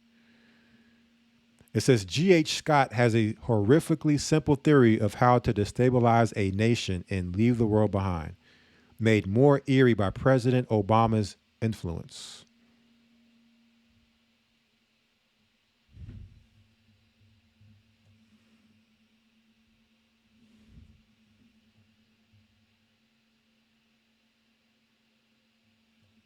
Talks about how the ending has people confused. They don't really understand what's really happening in the United States. But those who understand Bible prophecy knows what's happening. All right. Those out the loop are confused. Okay. The wicked that do wickedly will not understand, but the wise shall understand.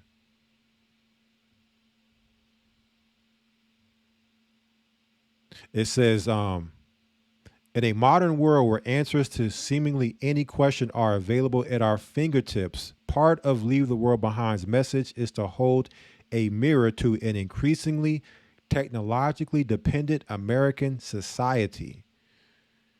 Through this lens, what appears as fiction on screen is actually meant to reflect how everyday people might react to a doomsday scenario supported by the three-step theory that G.H. Scott deduced from his work in the national defense sector. So they would make you think that this is fiction. What appears as a fiction on screen. Like, oh, this is fiction. That'll never happen. This is fiction. Don't worry about the movie. Nothing to see here. So this article goes into the explanation behind the three-step plan. The three-step theory as to how a powerful country can destabilize in an extremely cost-effective and efficient way,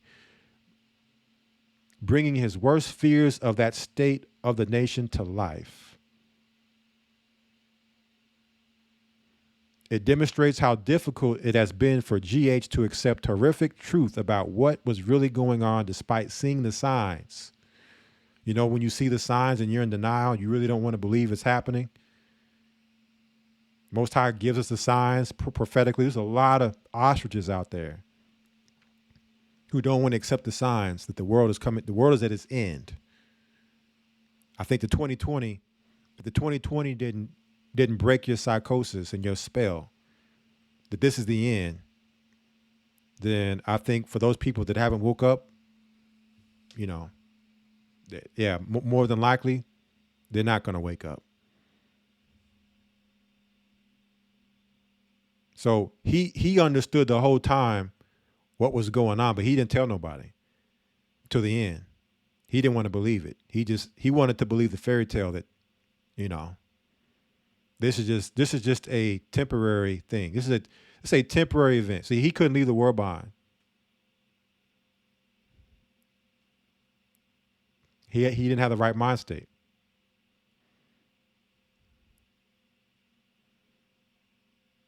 What was step one? Isolation. We talked about it. Shut down the communication. Now you're trapped in and this is why we tell brothers and sisters, get into a church. When they shut the internet down, if you are an online Israelite, whatever you built physically is all you're going to have. So whatever relationships you have in your location, where you're at, that's what you got. I know people can travel halfway across the world to go see the Egyptians' pyramid, but can't travel the next state over to go visit the church. All right. Travel to the Caribbean to go on vacation, but can't travel the next city over to go to church, to meet up with the church, because people, again, we become so technologically dependent, thinking it's going to be there forever. But when it's shut off and it's gone, what do you have? What have you built? What relationships do you have? What leaders in the church can vouch for you and say, yeah, that brother or sister, I know them. They've kept communication. They've come, even if it was once a month, and traveled great distance just to come once a month to show their face, to familiarize themselves with the members, with the leaders. And what this is going to do is, for those people who think that, they can continue on with the way how they're doing it, when the technology is cut off, it says essentially traps everyone within their geological locations in states of hopelessness and confusion. Step 2, synchronized chaos. Okay, you had the mysterious noise, the microwave radiation, energy hitting people. People hearing voices through the 5G, the 6G, whatever frequency, hearing voices. Being burnt with radiation, microwave weapons, red pamphlets that silently harm civilians and spread misinformation. Step 3, civil war. Because civilians won't have a clear enemy, they will theoretically naturally turn on each other without the rogue attackers having to add any more fuel to the fire. Right now it becomes a survival of the fittest scenario. You start to realize nobody's coming to save you, and now you're looking to survive. Where's the food at? Where's the shelter at? Where's the protection at? Right? You'll have gangs starting to be set up. People starting to take boroughs and neighborhoods and wards and setting themselves up as kingpins of that particular area.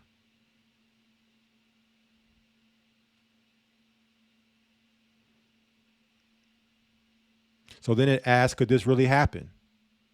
It asks, could, the world's enemies really hack America's communications? So it talks about 2015, a cyber attack happened against Ukraine that infiltrated their power grid.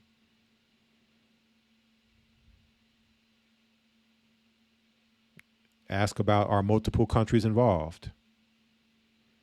Well, we know the Bible tells us 10 horns, the Medes,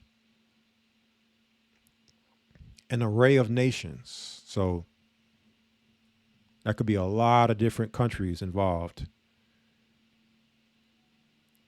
in their hand. But understand the true enemy of the American people is the American government.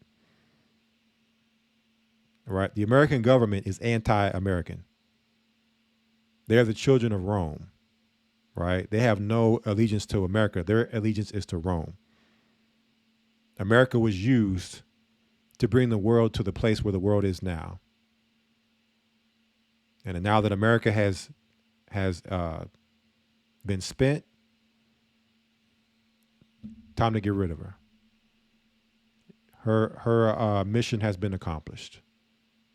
So that's what we're seeing right now, the destabilizing and takedown, engineered takedown of America.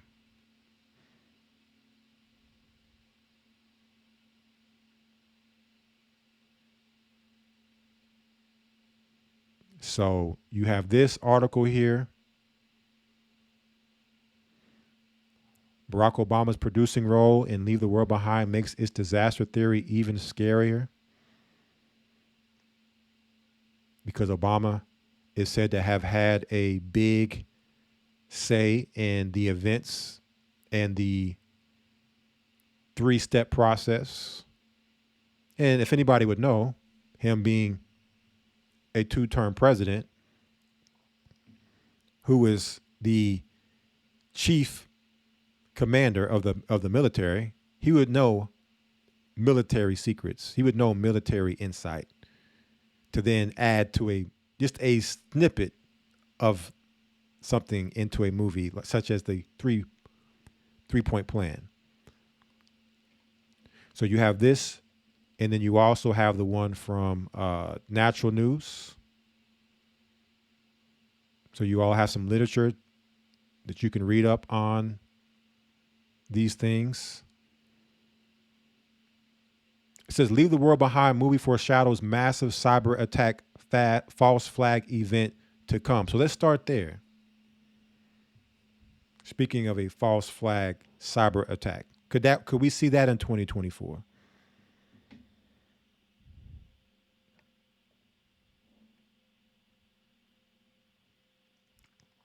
Here on Natural News, false flag red alert.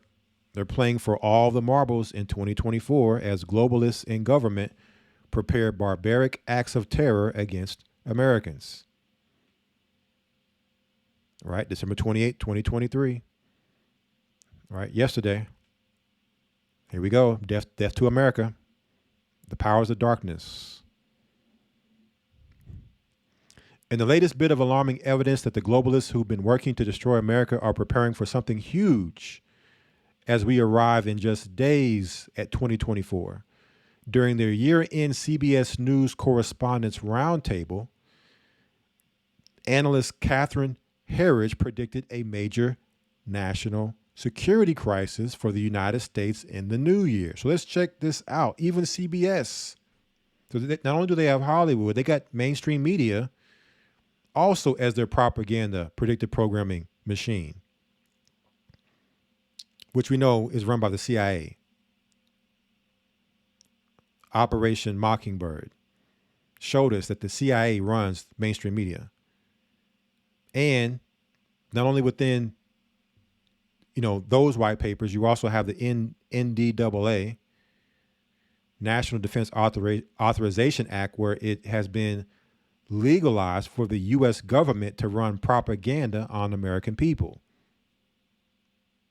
They can lie to American people through propaganda, and it's legalized in law. But let's check this out. CBS, which has the all-seeing eye as their logo.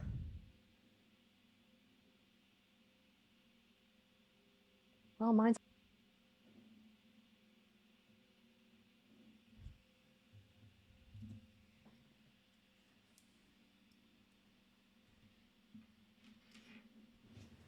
mine's a little dark. I just feel a lot of concern that 2024 may be the year of a black swan event. This is a national security event with high impact that's very hard to predict. There are a number of concerns that I have that factor into that. Not only this sort of enduring heightened threat level that we're facing, the wars in Israel, also Ukraine. And we're so divided in this country in ways that we haven't seen before. And I think that just creates fertile ground for our adversaries like North Korea, China, and Iran. And that's what concerns me most.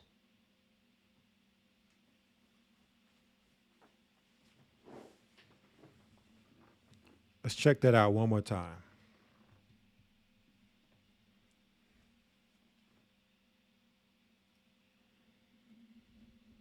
Well, mine's a little dark. I just feel a lot of concern that 2024 may be the year of a black swan event.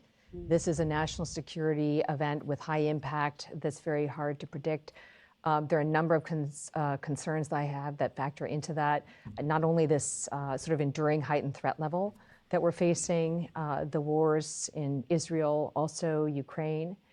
And we're so divided in this country in ways that... We're so divided in this country. What is that? What is the divide? A civil war.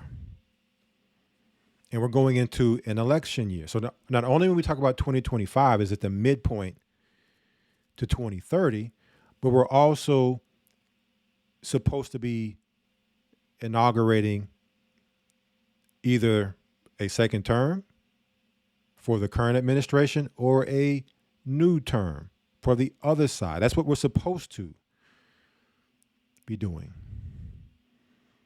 right? But we're so divided as a country that we haven't seen before. And I think that just creates fertile ground for our adversaries like North Korea, China, and Iran. And the same countries that were mentioned, and leave the world behind. North Korea, China, and Iran. You don't think Hollywood isn't in cahoots with your mainstream media? These are our studios. These are Hollywood studios that these people are in. Green screens and all. that's what concerns me most. right? So there it is coming from them. That's not us saying it. That's what they're saying. So what's and again, it's not saying that, you're going to have this ominous thing take place in 2024. We don't know. We're just looking, and as Christ told to watch and pray always, to pay attention what's going on. But we also know it's not a matter of if, but when. It says here, a black swan event, meaning that it's an event that we don't know what it could be. It could be anything. Okay. Cyber attack, another World War III, economic collapse, terrorist attack, natural disaster.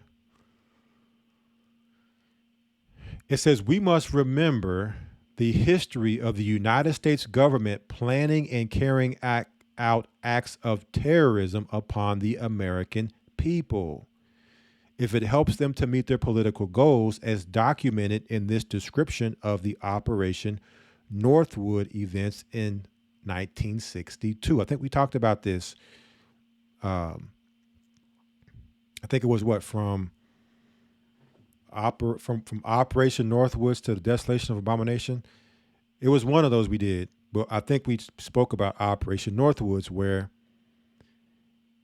Operation Northwoods was a proposed false flag operation that originated within the U.S. Department of Defense of the U.S.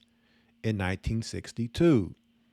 The proposal was called for who? CIA. Speak of the devil. They run your media. Operatives to both stage and commit acts of terrorism against American military and civilian targets, blaming them on the Cuban government and using it to justify a war against Cuba. This is declassified, family, right here, white paper. CIA documents that the CIA was looking to do this. So now you understand why the CIA has to control the media. They have to control the narrative. They cannot allow any type of media to be able to expose what they're doing, or else the psychological operations don't work. The false flag doesn't work if it's exposed. The Jedi mind tricks can't work on the people. Though they need the people to be under the spell to lead them whatever direction they need to be led. Right? But when you've taken the red pill and you unplug and you leave the world behind, you give up the world. Now you can start to see things on the outside of the matrix.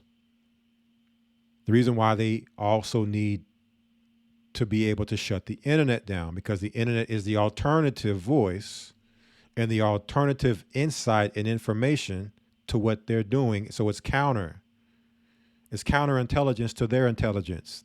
They need to be the central intelligence, the all-seeing eye in the middle. They can see everything, and that all the people walk up to under a spell like a zombie to obey. So we see here them using false flags to justify a war. So they can use a false flag to justify anything, but understand this is your government against you. What do we have? NASA. NASA is America. Future warfare. Who are they warring against? You. All right. They are not for us. They never have been. That was all a lie. It was all a lie to believe your government was ever for you. They just need you to believe in the system, to pick a side, red or blue, Republican or Democrat. As long as you pick a side, doesn't matter which one, then they know they have control. But the minute you break free of that, that becomes a problem, because now where is your attention going? Where is your connection going? If it's not going to Satan to worship and obey him, it potentially, and more times than not, is going to the heavens. Can't have that. So now that war gets turned up on those who are opposed to the beast. Another scenario that happened shortly after this, This was 10 years later now from this Operation Northwoods. You had the Gulf of Tonkin event. And so the Gulf of Tonkin event did exactly what this was looking to do, but didn't do. The Gulf of Tonkin event happened during the Vietnam War. And they used a ship in the bay and the sea by Vietnam, American ship. America's government attacked its own ship and blamed the Vietnamese. It then used that and sold that to the American people, that Vietnam attacked their ship and then used that as their entrance into the Vietnam War to justify it. So that now when they enter the war, the American people aren't going to push back because we've been attacked. Sounds similar? September 11th, 2001? Maybe Pearl Harbor? You see, so they use the same page out of the same, playbook over and over and over. It's the same blueprint. They don't have to change it because people don't remember history. And if you don't learn from history, you're doomed to repeat it. The reason why we did a 2023 review. Right? So Gulf of Tonkin. And this is just so for all those people out there thinking conspiracy theory. No, this is your own government who has declassified these things. So you should automatically understand your government is your enemy. That your government is actually against you. Your government has you in one big psychological operation.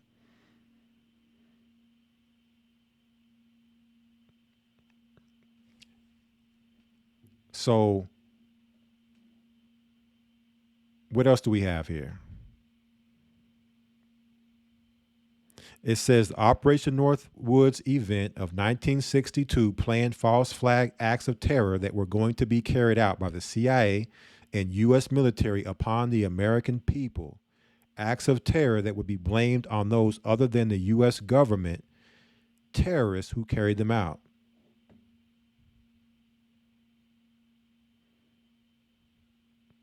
All right. And then below here, you have some people in the comment sections of one of the recent articles talking about what to expect for this Black Swan false flag.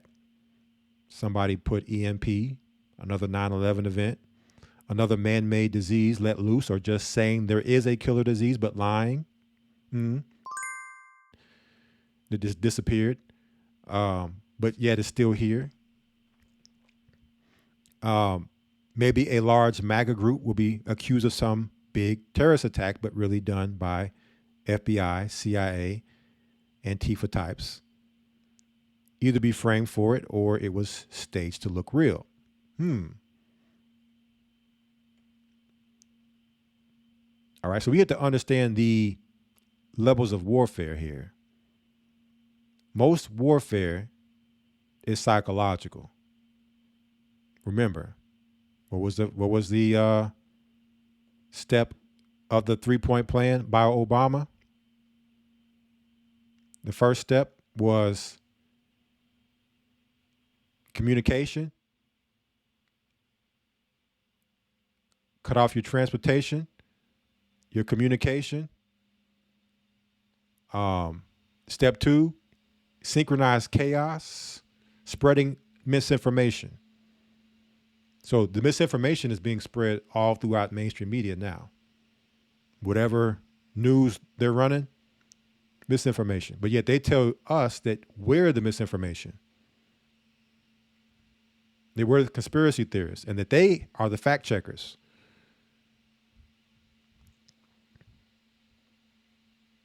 Right? So we're talking about the cyber attack. Could a cyber attack happen? Well, when you come over here to the World Economic Forum, what did they tell us about the cyber attack? We have here off their YouTube channel a cyber attack with like characteristics. What if the next is going to be digital or virtual? and not physical. They did the physical. They did the physical one already. You think they're going to be able to do that one again? Well, I would say if they were to do it again, they would need to do it with another event or polycrisis, multiple events, and then add it in with those events. But to do it by itself, being that we've already gone through it once, don't think they'd be able to do it like that again. But they could still use but use it in a different way. Use it as a cyber attack and blame the next boogeyman. We did the broadcast, I think it was earlier this year, maybe last year. Cyber terrorism, the next invisible boogeyman. So they now use the computer to take the grid down, take down our infrastructure, take down our technology, just like they showed us in Leave the World Behind, as the next on the digital side. Let's check this out. The has shaken our economies and societies to the core and shown us how vulnerable we are to biological threats. In the digital world, similar risks are being overlooked right now. A cyber attack with characteristics would spread faster and further than any biological. Its reproductive rate would be around 10 times greater than what we've experienced with the. To give you an idea, one of the fastest worms in history, the 2003 Slammer sapphire worm, doubled in size approximately every 8.5 seconds, infecting over 75,000 devices in 10 minutes and almost 11 million devices in 24 hours. Fortunately, at least until now, cyber attacks have not impacted our health the way pandemics have, but the economic damages, and therefore the impact they have had on our daily lives, have been equal and sometimes even greater. You see, the only way to stop the exponential propagation of a cyber threat is to fully disconnect the millions of vulnerable devices from one another and from the internet. All of this in a matter of days. A single day without the internet would cost our economies more than $50 billion, and that's before considering the economic and societal damages should these devices be linked to essential services such as transport or healthcare. As the digital realm increasingly merges with our physical world, the ripple effects of cyber attacks on our safety just keep on expanding at a faster pace than what we're preparing for. Is known as an anticipated risk. So is the digital equivalent. Let's be better prepared for that one. The time is now. So they're telling us to be prepared for the digital equivalent of.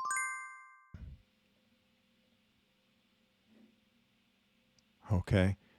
And they said they predicted. And they're predicting this one too. So let's be prepared for it.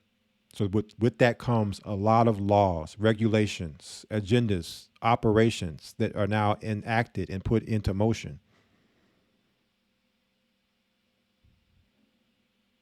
Because they have a threat now. They have the reason to bring the solution. And you will not question why they do what they do now. Because a perceived threat, you want protection, you want security. And when we come over to the World Economic Forum, who also is another, and if not the biggest hitter on the world stage, that's hitting dang near 1,000 with their predictions, and how they just had all the solutions as soon as the lockdown happened in 2020, right? You had Klaus Schwab, he dropped the book, The Great Reset, came out with The Great Narrative. Okay, these books came lockstep and synchronized with the lockdown and had all the solutions written out. Where do we go from here? What to expect in the future? That they must now be the ones to usher in the new systems, and we must be the ones to obey it and fall in line. You will own nothing and be happy. So we have here off their website, biggest ever DDoS attack threatens companies worldwide, and other cybersecurity news to know this month. This is November, so the end of this year, they put this out. Biggest ever DDoS attack. What is a DDoS attack? threatening companies worldwide. Companies including Google and Amazon say they have fought off the world's biggest distributed denial of service attacks. Distributed denial of service. Kind of like the lockdown in 2020 did. Sounds very similar to a denial of service. But Walmart, Amazon, all those big companies, they were still able to run during 2020. But your mom and pop spots, they couldn't run. They were not deemed essential.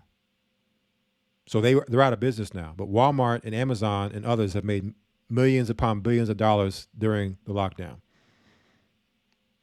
And have become even bigger and more powerful. So they're fighters. They're the avengers of these DDoS attacks, Google and Amazon, but are warning internet users that these types of attacks could cause widespread disruption unless cybersecurity measures are stepped up. What does that sound like? That sound like George Bush when he was speaking to us about the terrorists in Iraq and Afghanistan, that unless we go to the Middle East to start those wars, these terrorist attacks could keep coming. And we need to go start these wars. Unless we support those wars, this, what we've seen on 9/11 is just the beginning. So you see how they pump this fear and get you to now give up your freedoms for more security. We now need cybersecurity. A DDoS attack aims to make a website unreachable by overwhelming it with requests for data. This often results in websites crashing and online services being unavailable. See how everything is now centered around technology and online and doing business? And if that's taken down, now what happens to people being able to get goods, services, work? Because everything is dependent upon the grid. Google says the attack began in August and was 7.5 times larger than the previous biggest attack, with its site facing a peak of 398 million requests per second. All right, so they're telling us that these events are happening and that they're fending them off. And what I would have to say to that is if these events are happening, they're doing it to themselves and doing tests. Right? Running psyops and planning for the false flag. Will it be a cyber one? Time will tell, but they're telling us it will be. So when they tend to tell us that these things are going to happen, I tend to believe them because they're, like I said, batting dang near 1,000 with their predictions. All right. And all the signs are there.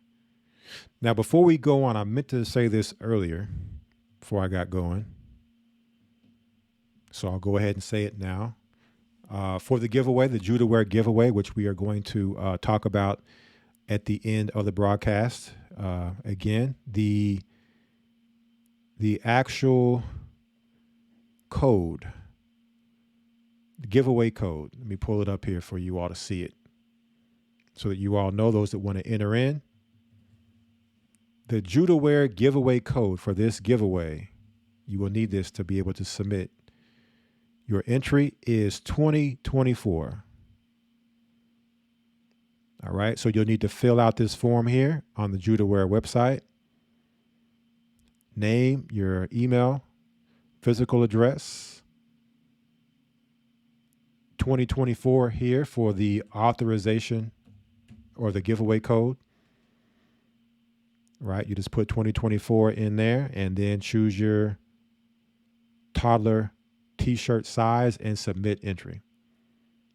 All right, and that'll get you entered into the giveaway. And again, support our brothers and sisters over at Judaware that do a lot of hard work and put out a lot of great clothing and accessories for our people, and have supported the church for many, many years, as well as its broadcast. All right. So outside of the giveaway, after the Sabbath, make sure you go check out Judaware. They're back up and running. I know a lot of people have been, definitely wanting to get their hands on some new gear and some Judaware. So it's back up for you all.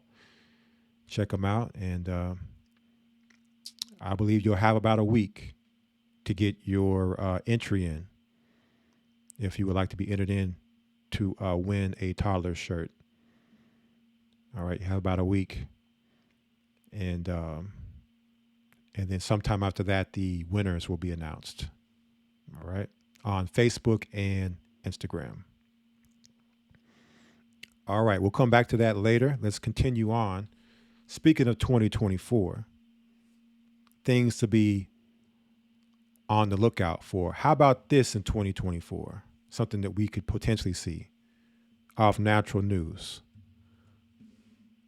How about full-scale medical martial law coming to America in 2024? Could that happen? This is December 3rd, 2023. It has been nearly 3 years since Operation Warp Speed delivered Wuhan to the world. And more people than perhaps ever before are sicker than they have ever been.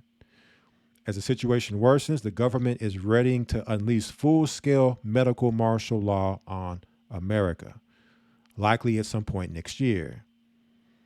Sources are reporting that upwards of 50% of people who got were sickened by the or are still sick with no end in sight.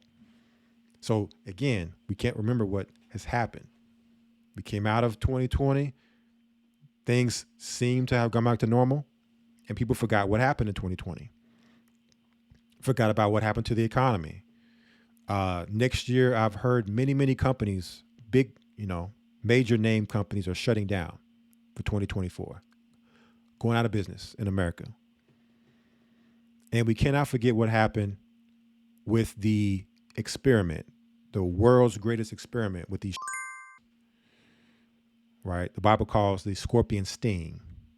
Now remember, the Bible told us that men will seek death and death will flee from them, but they shall be tormented 5 months. But when you look at the end of that prophecy, you see a third part of mankind dying, which is in and around 2 to 3 billion people. It will end up have died from this. This alone. And we're seeing the numbers starting to come in. So we can't remember, that was 2021. We're going to talk more about this in a moment. Okay, now we're getting to a place to where it's really starting to show those that took it, the results. And the results are not good results. So something has to happen to cover that up. Some big events have to happen now as people start to die at this rate. You're seeing famous people dying, athletes dying, which is alarming. But you really don't see the everyday, John and Jane Doe, when they die, being a big deal, unless the numbers start to be insurmountable. And then it becomes alarming. So now what are they going to do to distract the people from all the deaths? Something has to happen. 8 out of 10 recipients, especially including those who got at least one, in addition to the primary series, are suffering complications that could end up disabling them. According to Dr. Peter McCullough, every single person who got even just one is now experiencing some kind of problem or a series of problems related to the heart, whether they realize it or not. That's what we're seeing. People who took the is falling out from heart attacks. 20 years old, heart attack, dead. 30 years old, heart attack, dead. Never seen before in the history of the world. Those who do realize it often discovered it by surprise when they suffered an unexpected cardiac arrest or inflammatory reaction like myocarditis. As time goes on and the bodies of the fully grade even further, they will likely come a point when a critical mass of sick people creates enough of a public health scare that the infamous quarantine camps are open and filled with the sick, which leads us into possibly another or disease being declared. Disease X, talked about it. Disease X. And because of Disease X, we need to now have quarantine camps. When really it's people dying from the All right. Now, New York is said to have its quarantine camps ready and waiting for the political green light to start loading up the boxcars, so to speak, and delivering prisoners to their bunks. Other states are reportedly doing the same, often quietly. Speaking of New York, and when I hear that, I think of movies like Escape from New York, John Carpenter. I think that was what, the 80s, or was that, he put that out in the 90s. All right. So we're seeing all these things centered around New York. Remember 2023, earlier this year, Diablo 4, when the skies turned red and the billboard said, "Welcome to hell, New York." I think this was, they were blaming the red skies from the Canadian wildfires. And scientists everywhere were saying, no, there's no way that that's from Canadian wildfires.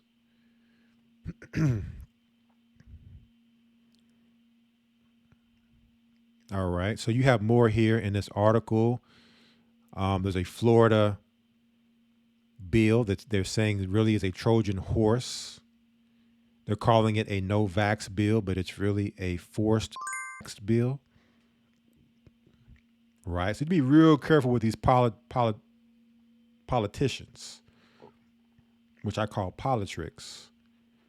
Many tricks, right? Many tricks they have, and they speak very cryptically. You'd be real careful when they speak. They speak in a way where it seems like they're saying one thing, but they're actually saying something else. So speaking of New York, let's move on over here to lockdowns coming. New York's Erie County announces travel bans during catastrophes. Only essential workers with movement passes will be allowed. This was December 27th of this year. The next time another Wuhan like emergency occurs, Erie County, New York is ready to go with the recent passage of new travel ban legislation. In the event of a catastrophe as defined by the government of the Empire State, Erie County will have the ability to force all residents into lockdown mode. The only exception being essential workers who can apply for a special movement pass that allows them to travel without interference from the state. So what this reminds me of are like your passports. Okay, so they quietly put this legislation in place while everybody's asleep thinking that it's over. Lockdowns are over. They put this bill in place now. So if it were to happen again, people don't even realize that they're not going to be able to travel. Officials in Erie County set up a website that employers can use during winter storms or other emergencies that deem serious enough to declare a driving ban. Driving ban, what does that sound like? What does that driving ban sound like? Oh yeah, sound like Leave the World Behind? Now there's many different ways to enact a driving ban or to make it to where you cannot travel. So they take down your communication, and they take down your ability to travel. So now you're isolated, on lockdown. The travel exemption portal will define specific categories of workers using a tiered concept to identify who would be exempt from a travel ban in order to commute to and from their place of employment. reads a news release about the scheme and how it will work. The list of essential employees will be reviewed annually, and employers will be asked to provide updates when an essential employee's work status changes for any reason that warrants removal from the exemption list. Here's the Buffalo News Twitter. For those that think that this is conspiracy theory or not happening or not real. All right, this is mainstream 7 News ABC, Buffalo, New York. See that? But of course, the politicians are exempt, just like with, right? The politicians were exempt from 6 feet apart and sheltering in place and wearing masks. They were all seen partying and hugging up and kissing on one another and having a good old party, while the rest of us were locked down in our homes and told not to go outside or you might catch that boogeyman out there. Where you had people who were out in the middle of nowhere with masks on by themselves for fear of catching while they were partying and having a good old time laughing at the simple. Right? So things to understand that are going on and to keep in mind as we go into 2024. All right. Things to investigate, look into, research, and understand. What else to understand about 2024 and its possible outcomes? Here off the end of the American dream, we have 2024 will be a year of catastrophic war in the Middle East. Now we're going to come back to this article, but we have here on this one off InfoWars, Lindsey Graham calls for annihilation of Iran. Insanity or demonic possession.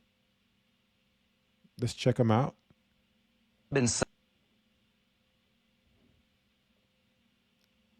Annihilation of Iran by an American politician. Been saying for 6 months now, hit Iran. They have oil fields out in the open. They have the Revolutionary Guard headquarters you can see from space. Blow it off the map. Oh, just blow it off the map, Joe. Oh, you just blow it off the map. Right? American politicians calling for Iran to be blown off the map. So when you have them talking like that, you see what's going on between Hamas and the Zionist state, the Israeli Zionist state. And we know Iran said that, they don't like what's going on in Palestine right now because those are Muslim peoples and that they're watching. And they actually gave a threat to Israel through the UN. And now America's talking about wiping Iran off the map, which America has lost how many wars now? When's the last time America has won a war? Didn't win Vietnam, haven't won in Iraq, haven't won in Afghanistan, haven't won in Syria, but yet somehow they're going to wipe Iran off the map. I think it's the other way around, Mr. Graham. But nonetheless, will this lead to next year being a year of catastrophic war in the Middle East? Let's take a look here. It says the war in the Middle East that began in 2023 is going to go to an entirely new level in 2024.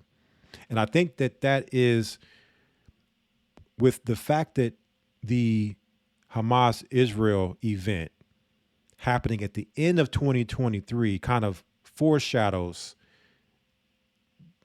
getting that started to become something much bigger in 2024. I think happening at the end of the year is perfect timing as we go into 2024 and becoming something much bigger and broader this coming year, especially with we have a upcoming election, supposedly. As you will see below, fighting along Israel's northern border has escalated significantly in recent days, and this is causing great deal of concern. Israeli Prime Minister Benjamin Netanyahu has publicly stated that he plans to finish the conflict in the south before dealing with Hezbollah, but he may not have a choice in the matter. Hezbollah forces continue to fire at targets in northern Israel, and the IDF continues to carry out strikes in response. In fact, it's being reported that the IDF just attacked a Hezbollah military headquarters in Lebanon. Okay, so while you have the Palestinian conflict happening, you have Lebanon in the north attacking in the border in the north. And Lebanon is who Esdras identifies as Libanus in 2nd Esdras 15. So we're seeing the beginnings of this prophecy happening here in the Middle East with Lebanon and Hezbollah. It says, meanwhile, we are being told that an IDF airstrike on Damascus has killed a senior Iranian military commander. So we have the proxy war in Syria, which is also in 2nd Esdras 15, that Iran would be in Assyria. And you have one of their senior officers killed by Israel. The Iranians are absolutely furious about this. We are much closer to a point of no return than most people realize. Even before this military commander was killed, the Iranians have become a lot more active. On Saturday, the U.S. blamed the Iranians for a drone attack on a chemical tanker in the Indian Ocean. So now you're starting to see these attacks happening in the Indian Ocean, the Red Sea areas being blamed on Iran.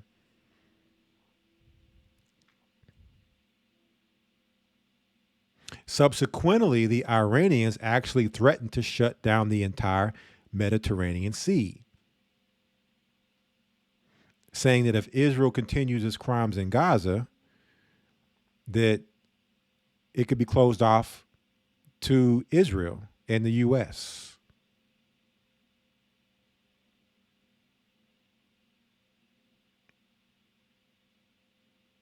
Okay, and Israel has no intention on ending what's happening in Gaza right now. All right, so we see Lebanon, Iran, the U.S., Israel. It says, thanks to our very foolish politicians, millions of Muslims have been brought into the U.S. in recent years, and some of them are extremely radical.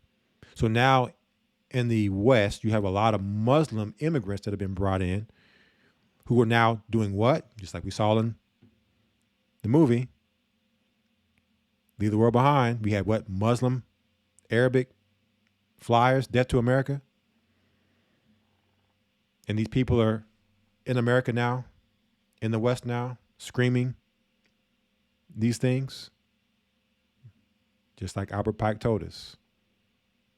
Political Zionism in the Muslim Arabic world, World War III, and they will destroy each other. All right, what else do we have here? All right, so just skimming through that article. So something else to be on the lookout for 2024. Catastrophic war in the Middle East. And what else do we have? So we can't go and talk about events without speaking about money, the economy. Economist predicts 2024 will bring biggest crash of our lifetime to U.S. markets, December 27th of this year. All this news coming out at the end of the year, going into the new year. And just in time, as America has put in the FedNow digital currency system, right? The federal digital currency system. So how coincidental that they are now prepared for such a crash. End of the world doomsday predictions are a dime a dozen these days, but Harry Dent of the HS Dent investment management firm is pretty sure that 2024 will finally be the year that the overinflated U.S. bubble markets collapse. I think 2024 is going to be the biggest single crash year we'll see in our lifetime. We need to get back down to normal, and we need to send a message to central banks. This should be a lesson I don't think we'll ever revisit. I don't think we'll ever see a bubble for any of our lifetimes again. So what do they have here? Great Depression 2.0, here we come. The current bubble really started to take flight in late 2021 as the Wuhan was starting to come to an end. Once that bubble pops, it will more than likely dwarf the Great Recession. You see, so people forget about these things, or maybe don't even know, okay, about the ripple effects of what the lockdown had against the economy, right? The world economy. Things are not going back to normal in a few years. We may never see these levels again. And this crash is not going to be a correction. It's going to be more in the 29 to 32 level. And anybody who sat through that would have their stockbroker. So he's saying what you saw happen in 1929 to 1932 with the Great Depression, it's going to be like that with this crash.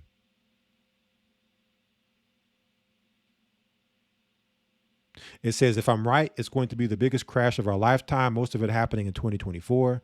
You're going to see it start and be more obvious by May.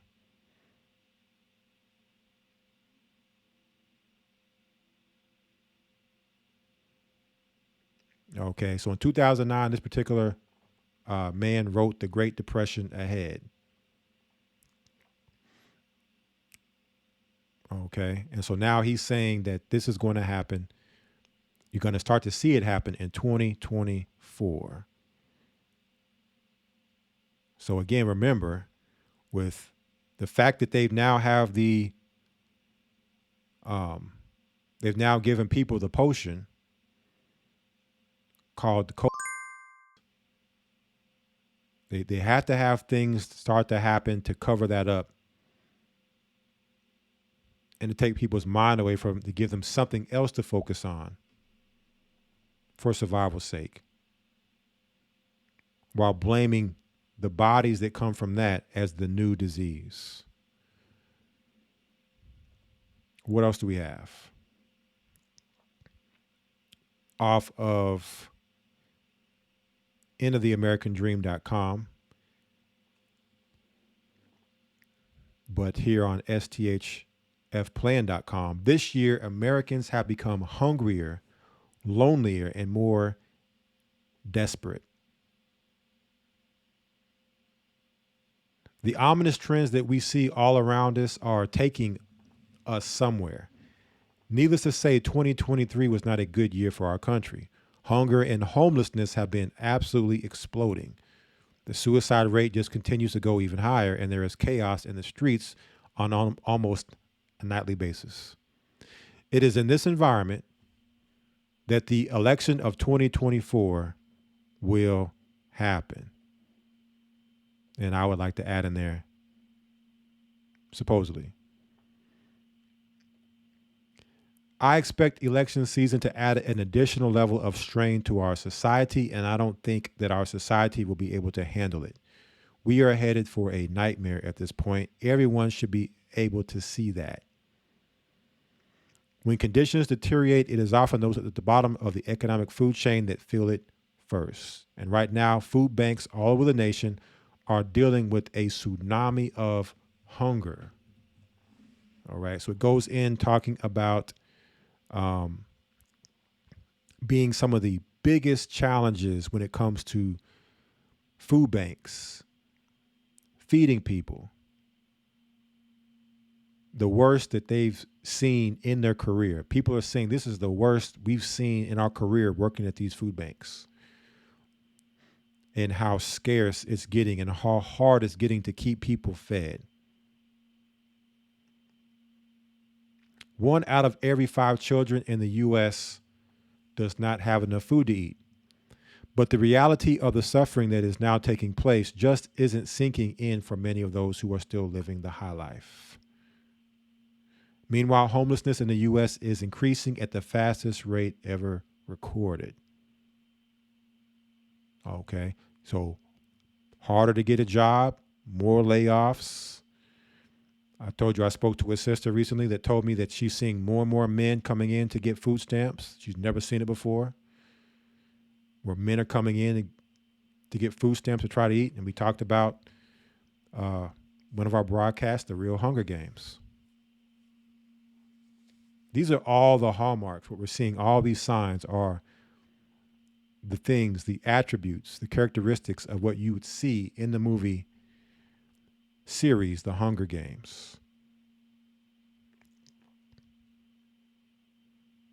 At the same time, you have people getting lonelier, depression. Americans are lonely and it's killing them. And at this point, things are so bad that the crisis is being called a new epidemic. So what they've done is they've done a good job of separating and putting a deeper divide between men and women. Okay, making women to feel empowered, being independent, being able to take care of themselves. But now, with that comes loneliness. Whether not having a husband, or not having a husband and children, maybe both. But all that money and success, but you're by yourself. At the same time, now men are by themselves because neither side can get along and come together. Right? And then when you look at the world and what, the outlook of how the world looks right now, it doesn't make things better for a person to be in the right state of mind. Because there is, if without Christ, you look at the world, there's no hope. What hope do you have if all you believe in is in this world, and this whole world is going down in flames?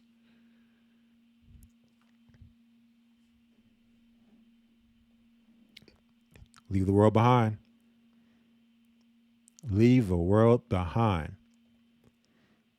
And for those that are us that have Christ, we understand that this world is nothing. So we should have no issue leaving this world behind, because we know the real world is the world to come. Right? And then you have retail theft that has skyrocketed. We talked about this, where you have people just running in, grabbing stuff out of stores and running out. Even to the point to where people who try to stop them are being arrested for trying to stop thieves from coming into their stores, where the thieves would have more rights and protection than the person's store it is. All happening under the Biden regime.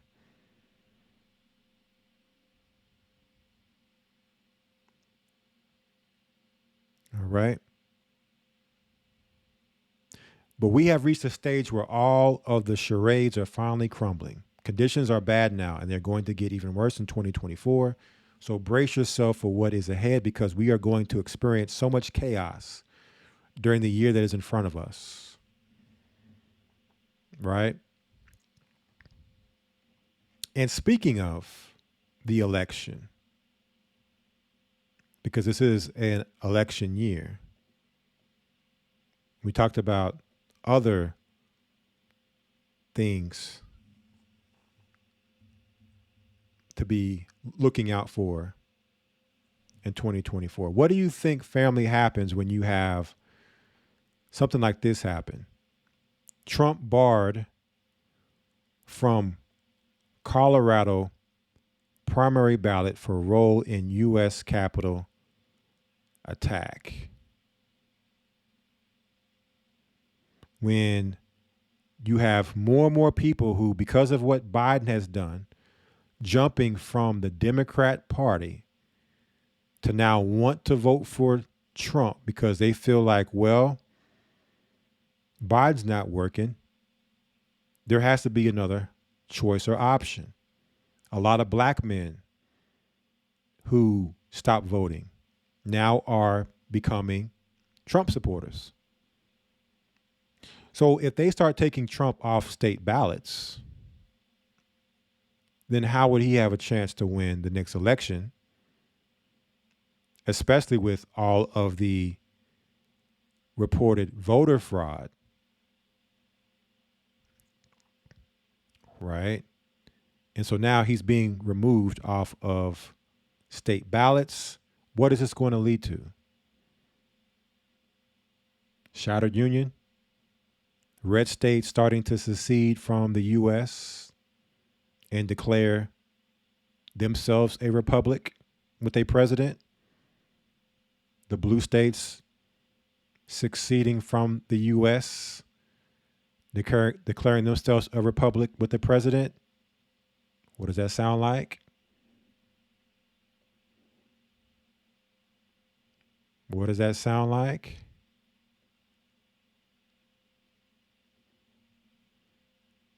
Civil War 2.0. So, you know, Mahershala Ali's character, G.H. Scott, he's seen the signs, but he was in denial, right? So, you know, that leaves us where we are here, seeing these signs. And we have to ask ourselves, are we in denial of where we are in our reality right now? Okay. What reality are we living in? Because if we're not living in the real reality of seeing things for what they really are versus the facade and the mirage of what they're giving us and making us believe is happening, then we're now in the delusion. We're in the strong delusion the scriptures speak about. And we'll be those ones that cannot leave the world behind.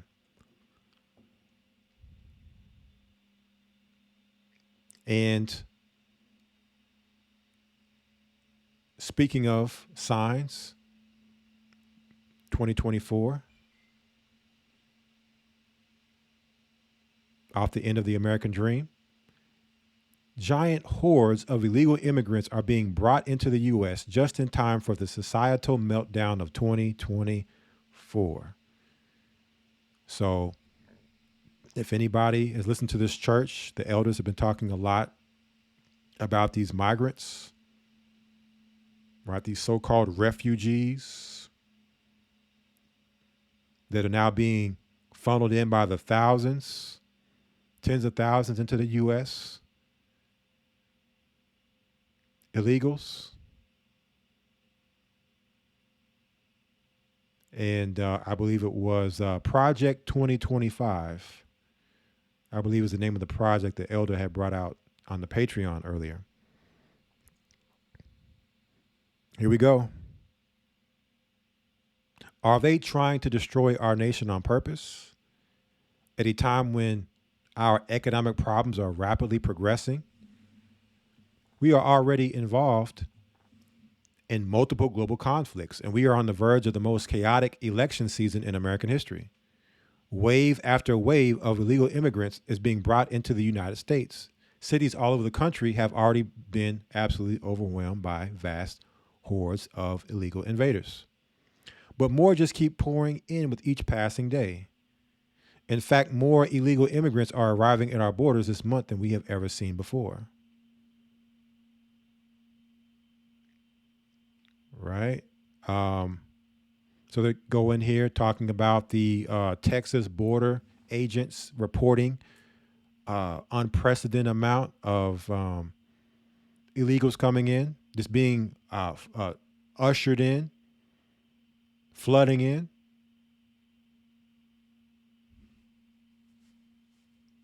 The record-smashing figure of 9,600 in December across the Texas border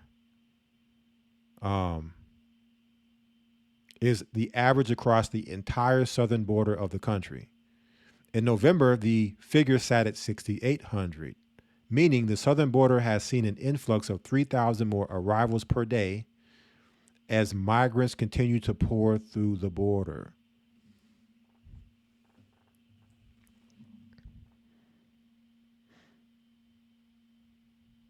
All those that enter our nation illegally are much more likely to engage in illegal activity once they are here. Border Patrol agents apprehend more than 29,000 migrants during the extended Christmas weekend. They apprehended almost 30,000 migrants during the Christmas weekend.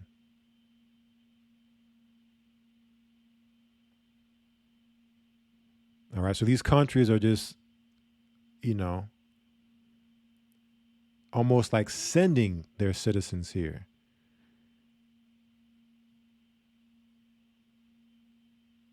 Many migrants are murdered or raped along the way. But they just keep coming because they have been promised that Joe Biden will let them in if they can just get to that border. So this is stuff that's even being advertised to them in their countries by Joe Biden, by the American government, that they could just come on in. And there's hundreds of millions of U.S. tax dollars waiting for you. What are they doing? Why are they doing this?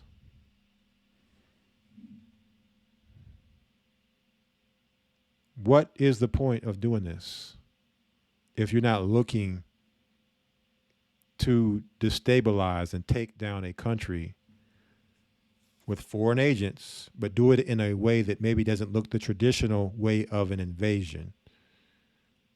If you think about a Chinese invasion, right? Or a Russian invasion or a Korean invasion. Just do it through illegal aliens, right? Not knowing who these people are. They could be military, criminals, who knows?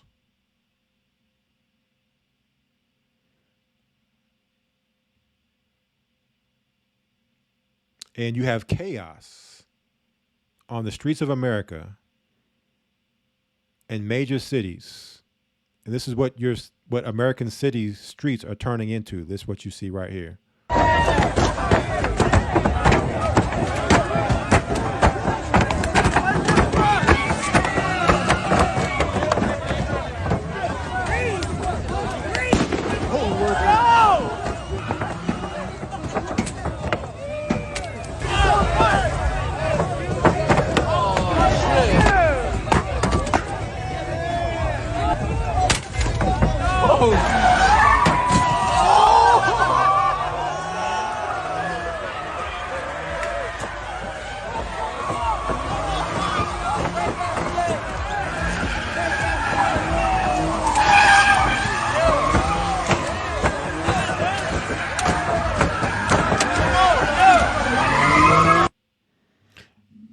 And this is while things are somewhat normal. As this election season brings the anger and frustration of the American people to a crescendo, the chaos in our streets will get even worse. All right. So on top of this, they're flooding in all these migrants, setting the stage for a societal meltdown of absolutely epic proportions, crime rates soaring in the midst of the worst drug crisis in the U.S. history. It's interesting. You have all the worst crises going on right now in U.S. history.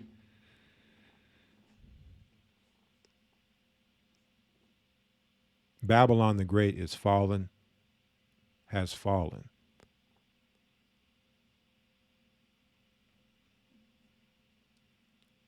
All right.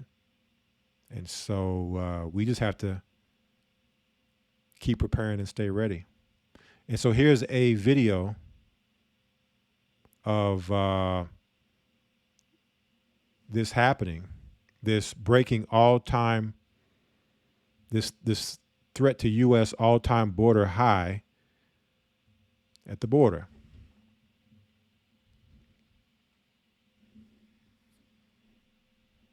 Breaking news coming out that a migrant caravan of 6,000 strong is heading to our U.S. border as the threat of terrorist attacks is at an all-time high. Warnings coming out from Congress and from the FBI that there is a public safety warning for the holidays related to the Israel-Hamas war taking place right now. And as we're hearing that the conflict in the Middle East could be bringing sleeper cells into the United States that want to issue attacks and wreak havoc on the American people. And we are now seeing these record number of entries into the United States illegally. And this comes as the Border Patrol is also saying that there is a surge in crossings that is overwhelming their resources, and reports coming out just recently that those entering are being caught and then being released, given court dates to check back in the year 2031. So essentially everybody that's entering at this time, they are getting access to the United States. And the concern is that there are many of these that should not be here that could cause harm to the American people. Now, I'm going to be sharing with you the latest on this just coming out so that way you... So if you are and I like this, the world is about to soon find out the Bible isn't just a storybook. All right, for all the non-believers or naysayers. What do you think the world's populations, when they see a video like that and you see thousands upon thousands of people crossing a bridge headed to America, what do you think that goes, what do you think goes into the mind of a person seeing that and being told there's hundreds of millions of dollars here waiting for you if you just get here?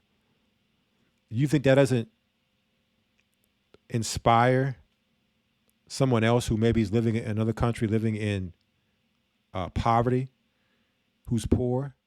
That doesn't inspire them to do whatever they can to get here? Is it just going to be just waltz right in? That's some serious, motivation.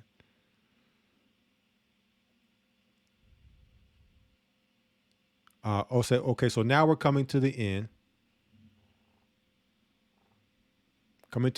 Got a few more, couple more things here we're going to talk about. And again, we have the guest call-in number, so feel free to call in. Hey, you want to talk about how you think 2024 is going to shake out, what things you think is going to happen in this next year, some things that you could see happening, feel free to call in. There is the guest call-in number. The lines are open. And we'll take a few calls before we conclude this show after these last couple things here.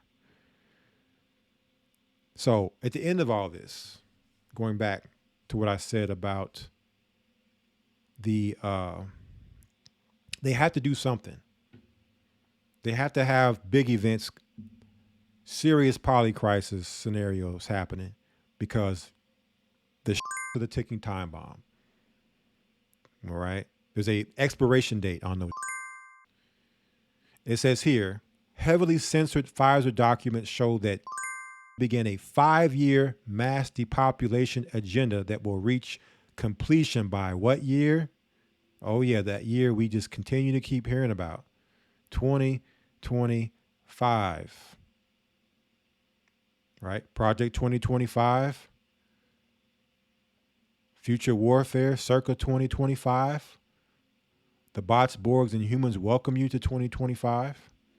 So big things have to be in store for 2024 with all of this forecasting we're seeing, all of these white papers that are giving insight to this year.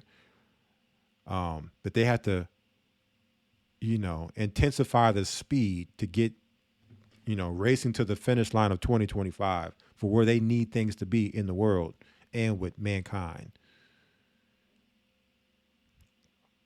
And a big part of it comes at the tip of that syringe and what's in that vial. Right? A startling prediction about what will soon come upon the world in the form of genocide is backed by the infamous Pfizer documents, which outline the 5-year plan starting in 2020 to massively depopulate the world by the year 2025. In the confidential documents that Pfizer submitted to the U.S. Food and Drug Administration, the forecast by Deagle a global intelligence and consulting firm, is mentioned. It points to 2025 as the year when mass genocide from Wuhan becomes apparent. A minor branch of U.S. military intelligence, the Deagle Corporation, is somewhat secretive in that it operates behind the veil to collect data and other intelligence for high-level decision-making purposes throughout the military-industrial complex. So let's get this Deagle report, which we've shown before. And who is behind the Deagle report? Shockingly, the CIA, the alphabet mafia of the hour.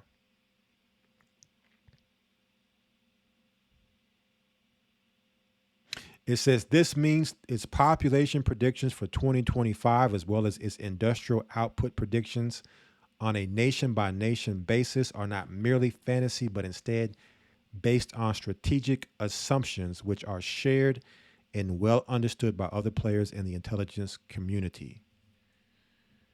So let's pull this report up.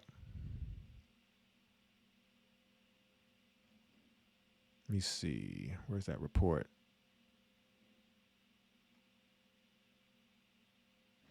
Now, of course, they try to scrub it from the internet,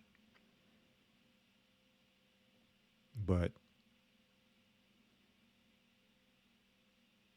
you have those out there that are pretty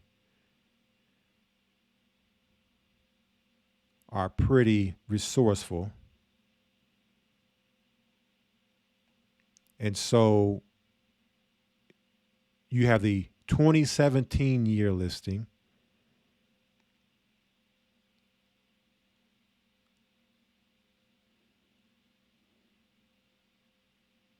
On the bottom, and then on the top you have the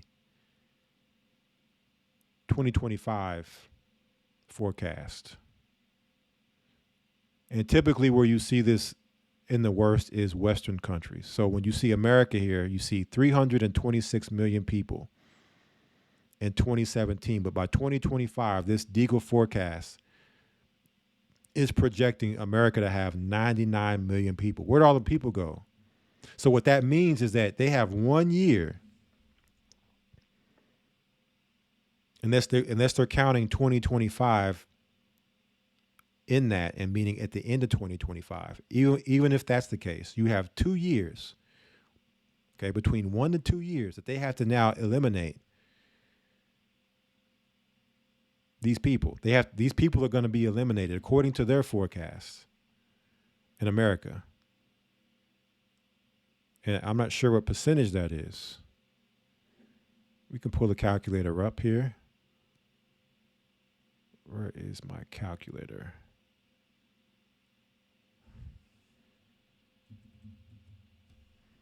Pull the calculator up here.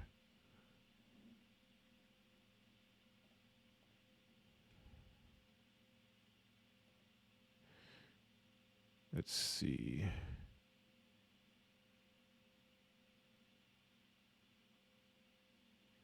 Actually,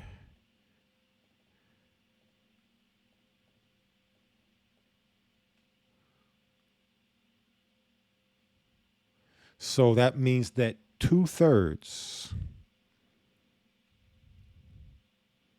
you're looking at roughly around 2/3 of the American population being cut off, just like the scriptures talk about the 2/3. Okay, but that's just here in America. When you look in other countries, Italy, you're seeing about a 20 million people die off. France, about a 20 million people die off. 9 million in Canada. 14 million in South Korea. But the biggest drop off you see is America. So around 60% of Americans, they are projecting are going to be dead by sometime in 2025.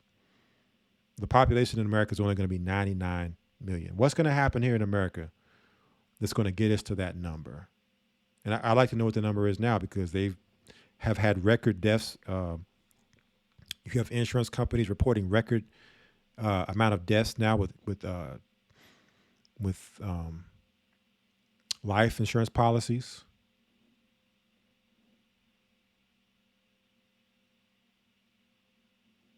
So actually, the UK is going to drop by 77, which is the most, by 2025. And the US is expected to drop by 68.5% by 2025. Germany, 65.1% drop. And Australia, 34.6%.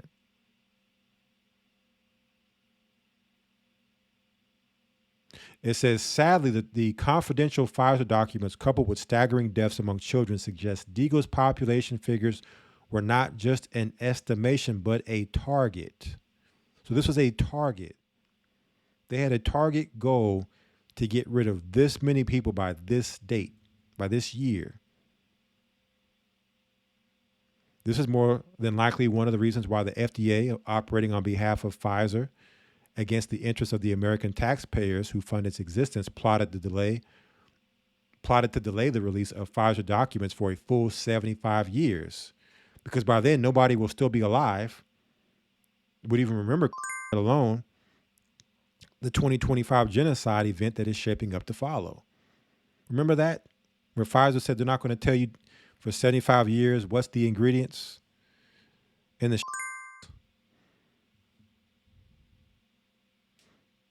and the FDA emergency authorized these.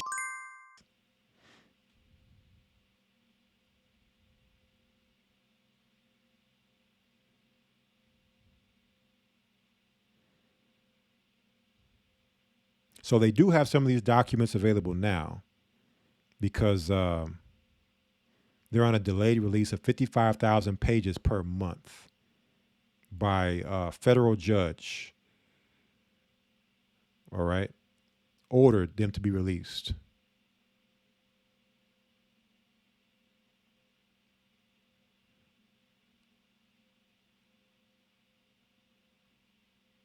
So in 2024, will we see a mass die-off of American people?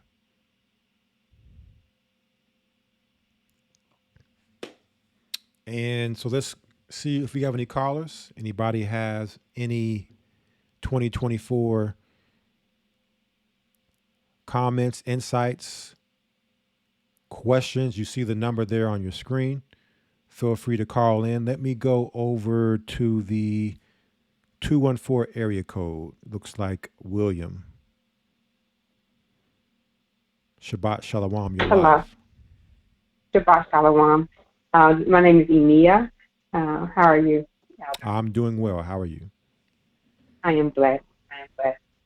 I just had a comment on, I was thinking that the migrants coming in, like we already know that they're going to be put into the military. I was thinking two things, that because they're going to try to, put another on us, I think that they're going to get them to do the martial law, because our own military will probably not do that, go against us. But they would probably do it because they're wanting to stay in this country. So they'll do whatever they got to do to stay here and, get the benefits that we get. So I think that they may be using them for that agenda. Absolutely. And then and just real quick to speak on that, because we've spoken oftentimes about the UN sending in UN troops, because when you look at American troops shooting on American people, would probably not be a likely scenario, would not be very, very feasible. So they would send in UN troops to accomplish this. But what you're saying, it would play right along with the same concept, where you would have and we already pretty much have it now. When you look at these hospitals, they're pretty much ran by East Indians and Asians. So they're already in there doing these things now with these people. And you're just saying, as they bring more of these people over here who have no connection to American people, it's more easier for them to, just do those things too. And really, when you look at it, a lot of these, even these American doctors are doing it because they see it as a paycheck. They see it, they're incentivized. They get so much money per medication they distribute and all these things. And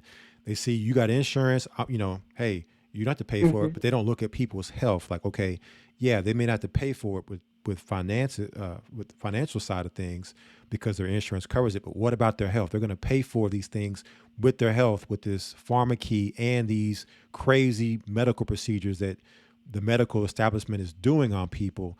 That you hear all these botched surgeries and just stuff people are being subjected to because they don't know any better. They're going into the hospital trusting these doctors and being taken advantage of. But what you're saying is even more so.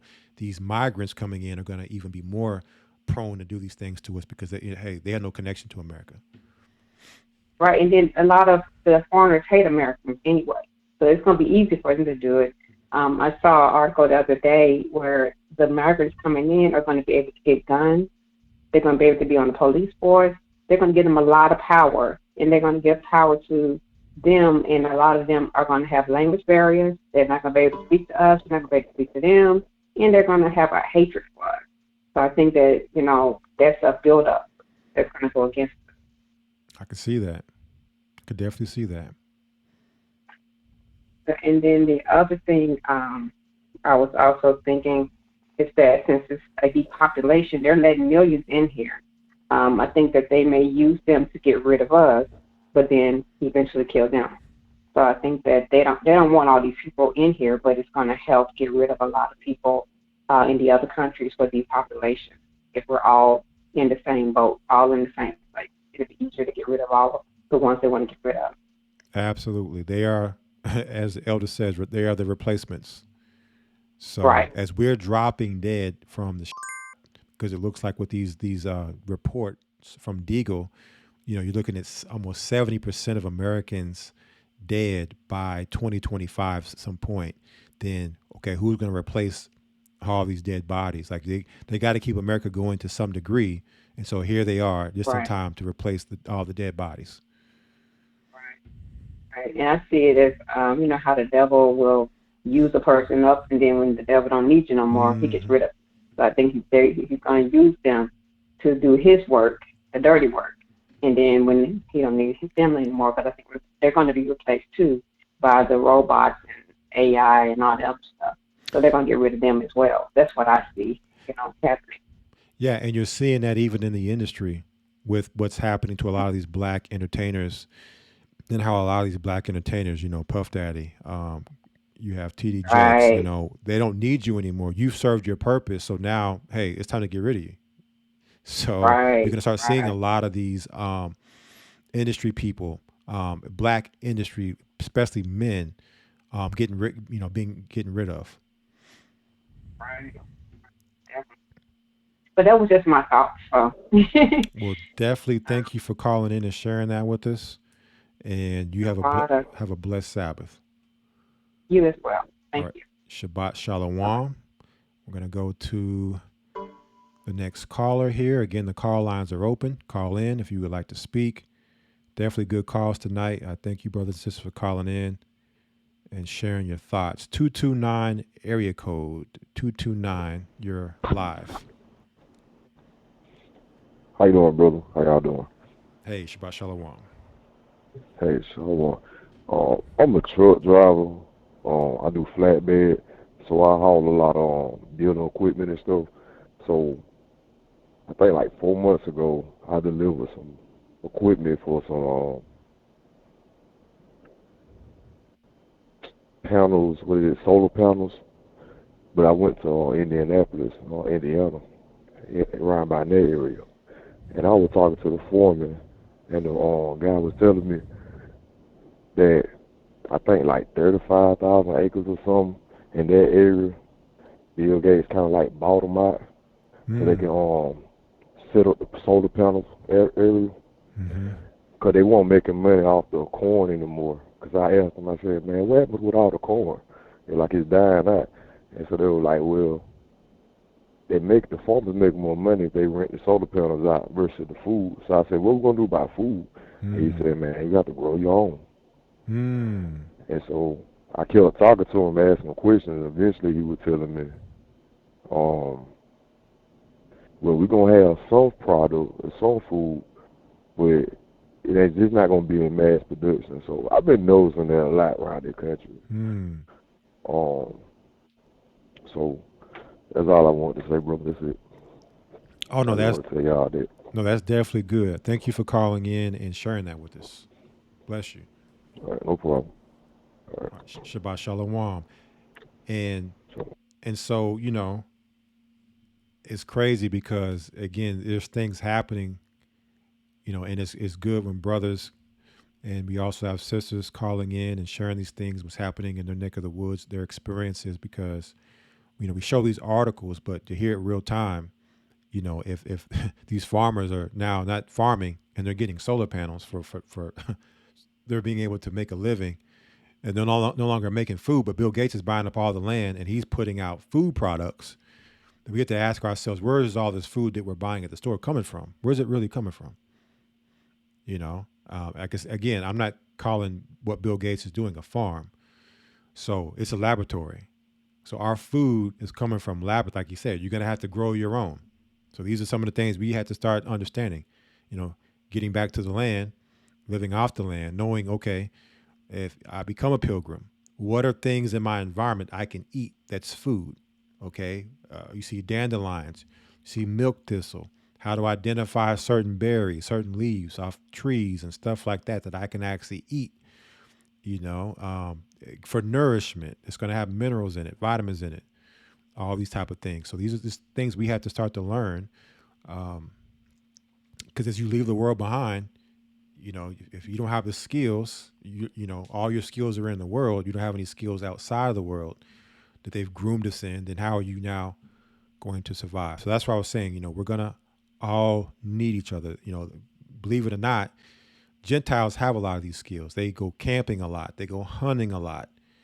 You know, so somebody's crazy out their mind if they think that, you know, Gentiles aren't going to be needed for help in these times. And you know, we Israel and, you know, Gentiles aren't going to make it. Like you out of your mind if that's how you're thinking. And it totally goes against scripture too. But let's go to, we got one more caller here as we start to wrap up tonight's broadcast. 815 area code. Shabbat Shalom, you're live. Shabbat Shalom, Elder. This is Brother Thomas, GOCC, Chicago body.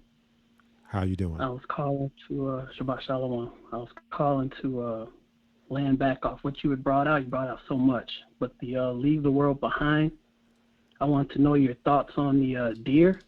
As soon as I saw that, it kind of reminded me of the zombie deer that they were talking about some time before that. And now they have articles now talking about this zombie deer and how it's running rampant and whatnot as far as maybe contributing to a or whatnot. So that's something that stood out to me. What are your thoughts on that? No, that's I forgot about the zombie deer. I know we talked about that, and you brought that back. You know, bringing that back into memory now. I mean, that I could see that, like that, make because those deers were just kind of just there, and they were just staring, like they looked like zombies. You know, they look like, you know, what's up with these deer? Like I looked at it too as just they were kind of like looking at the people, kind of like, what are you going to do? And you know, when you read scripture. And it talks about how even the creature groaneth from the beginning and how the creatures are waiting on the manifestation of the sons of light. So they're waiting on us to fix the world, to, you know, bring forth the kingdom and build the kingdom up. And, you know, when are y'all going to get it together so that we as animals can be saved? Because, you know, really when you look at it, Matthew 24 says no flesh, if it wasn't, you know, for the days being cut short, no flesh would survive. So even the animals are at the level of extinction. So they're looking at mankind like we're waiting on you, primarily Israel, to get it together so that we too can be saved in this. But that, and you have animals being displaced because when you saw the flamingos in New York, I don't know anybody in New York, but I don't think flamingos are native to New York. So the frequency causing the disruption of the pattern of the animals in their migration patterns and causing them to behave in bizarre ways and move in ways that they're not typically supposed to move in, you know. But that zombie thing is definitely good too. I like that. That makes sense too. Also, you brought out the digital, something happening with the on the digital level and whatnot. Are you familiar with the Business Insight? I was reading an article they have something called Q Day, and they're saying it can come as soon as 2025 in regards to quantum computers being a major disruption with, our telecommunications and whatnot. I don't know if you're familiar with that at all. You could expound on that. You said it's called Q Day? Yeah, they're calling it Q Day. Mm-hmm. And, they're so-called experts saying, kind of a disruption thing where data will be breached and could just kind of throw everything into chaos on a digital level. So I found that interesting that that's all of a sudden come out. And I have to you look. brought it also with the. I have to look into that. I may have seen it, but just see so many things. But I have to look to see if I'm just familiar with that. But basically, with that is going to come what, like some type of digital. You're saying with all the encrypted data and whatnot, just all the information just being out there that can cause. They're saying possibly be used to usher in that next thing with IDs, for privacy's sake and whatnot, something to kind of steer us in that direction where people want to protect their, Social Security or whatever the case may be. Yeah, they call it also the, I'm trying to remember the name that they called it, the singularity. Where computers have surpassed mankind and mankind and computers have become one. So it's like that. You got the whole AI thing.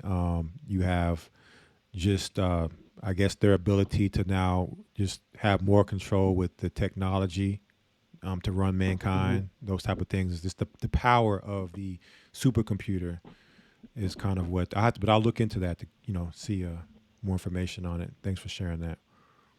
Also, the rule, if I can add, I don't know if I'm taking up the time there. Oh, no, go ahead. I can add. Thank you, sir.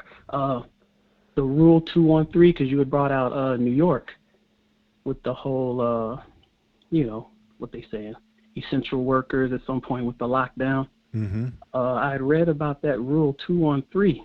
It looked like it was on that whole martial law Rex 84 thing, when they can just go ahead and quarantine you for being sick or just deem you as sick and quarantine you.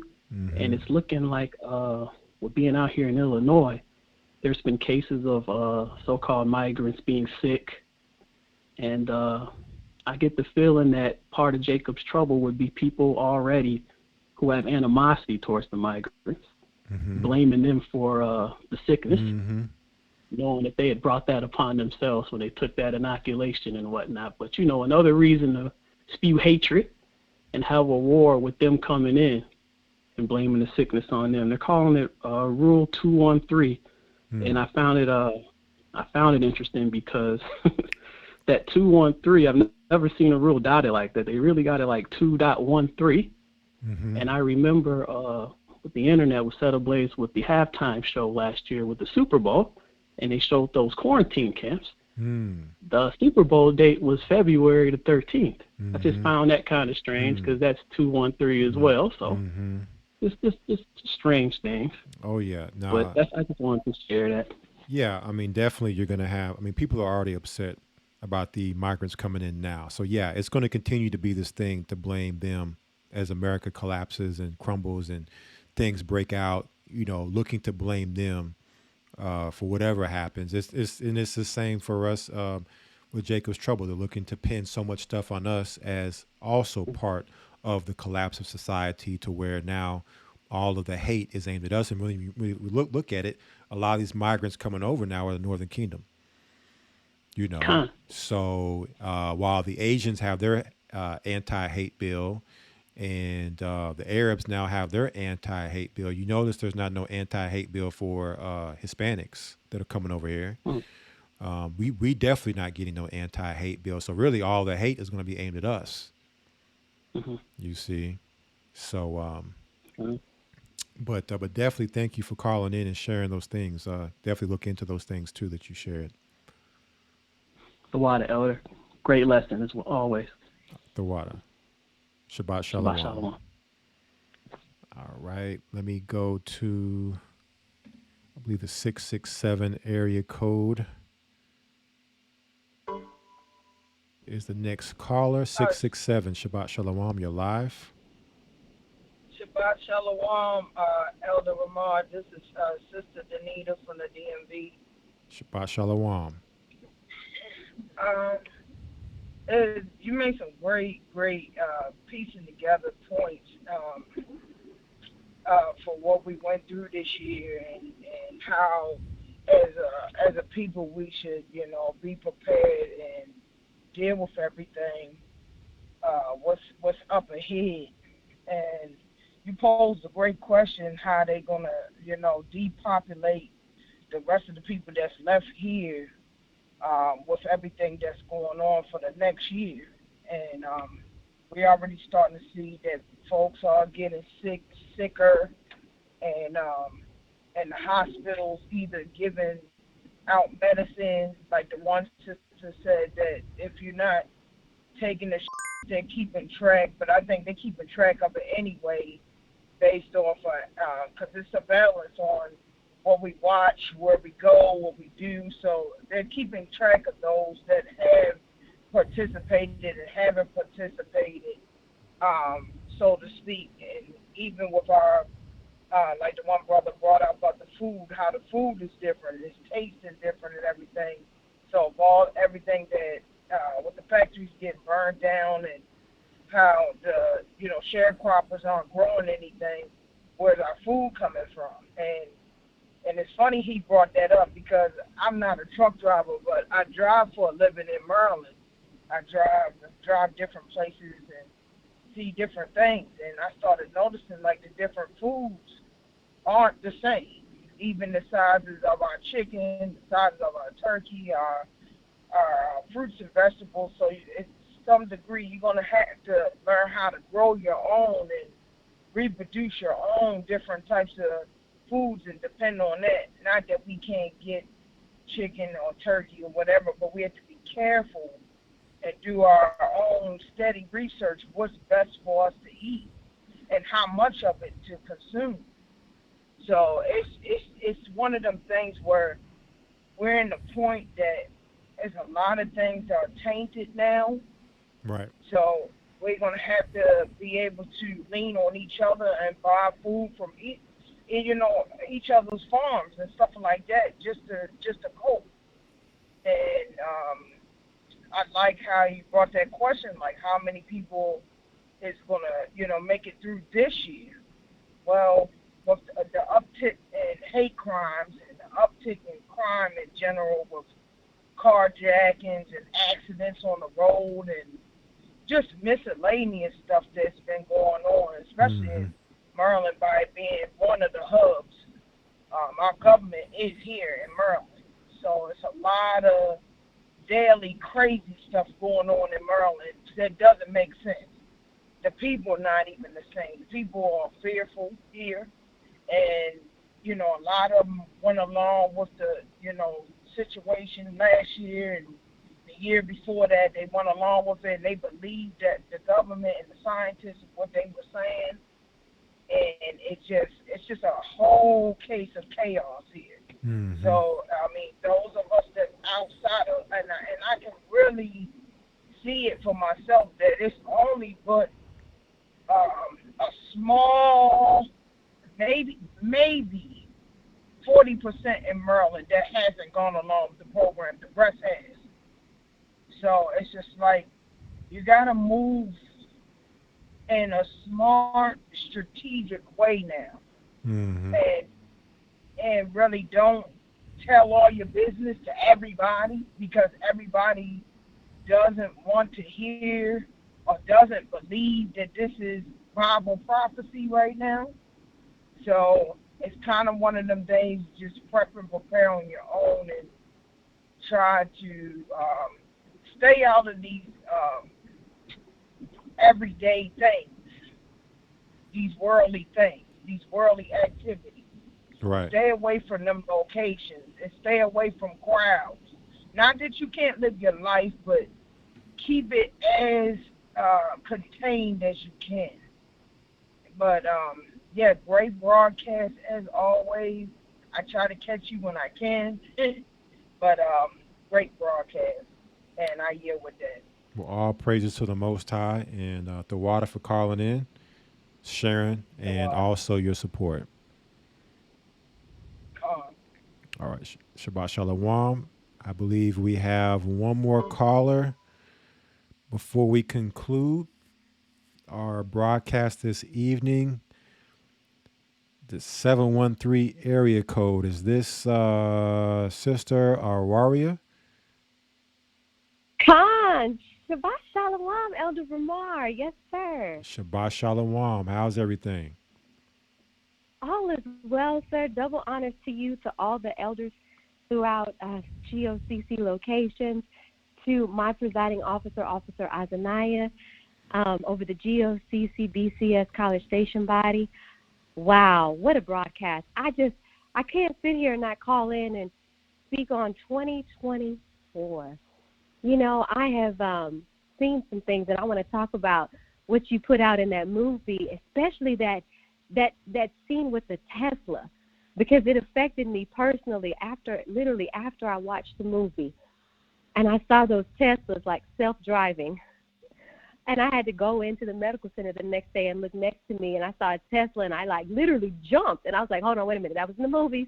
Just wait a minute. Yeah. But just putting that out there, because the realm they're moving into, as you spoke about, that AI realm, that's so dangerous for us to divvy into. If you know anybody who's ever been a coder, you know, sometimes it has the ability, as they use that AI, it gets to you. The demonic entities, they get into things like the cars, you know, like into the robots, as if they literally just had an episode with a robot that attacked someone at an iRobot, they say, at a Tesla company. Mm-hmm. Like, we're coming into some really crazy times. And do we really realize, you know, what's really happening here? You spoke about the miry clay as well, and them blending it or trying to blend it. Mm-hmm. And I've noticed personally the liquidation of companies. They're now liquidating and moving those that have decided to make a decision to take and alter their DNA. They're moving them, and they have moved them. And those that did not, they literally promoted them. And I watched it happen, and I was like, wow, this is crazy. Mm-hmm. You know, so I just wanted to call in and just give my take on 2024. Cyber attack, I literally, every time I log into work, I see they have, like, they're really big on cybersecurity.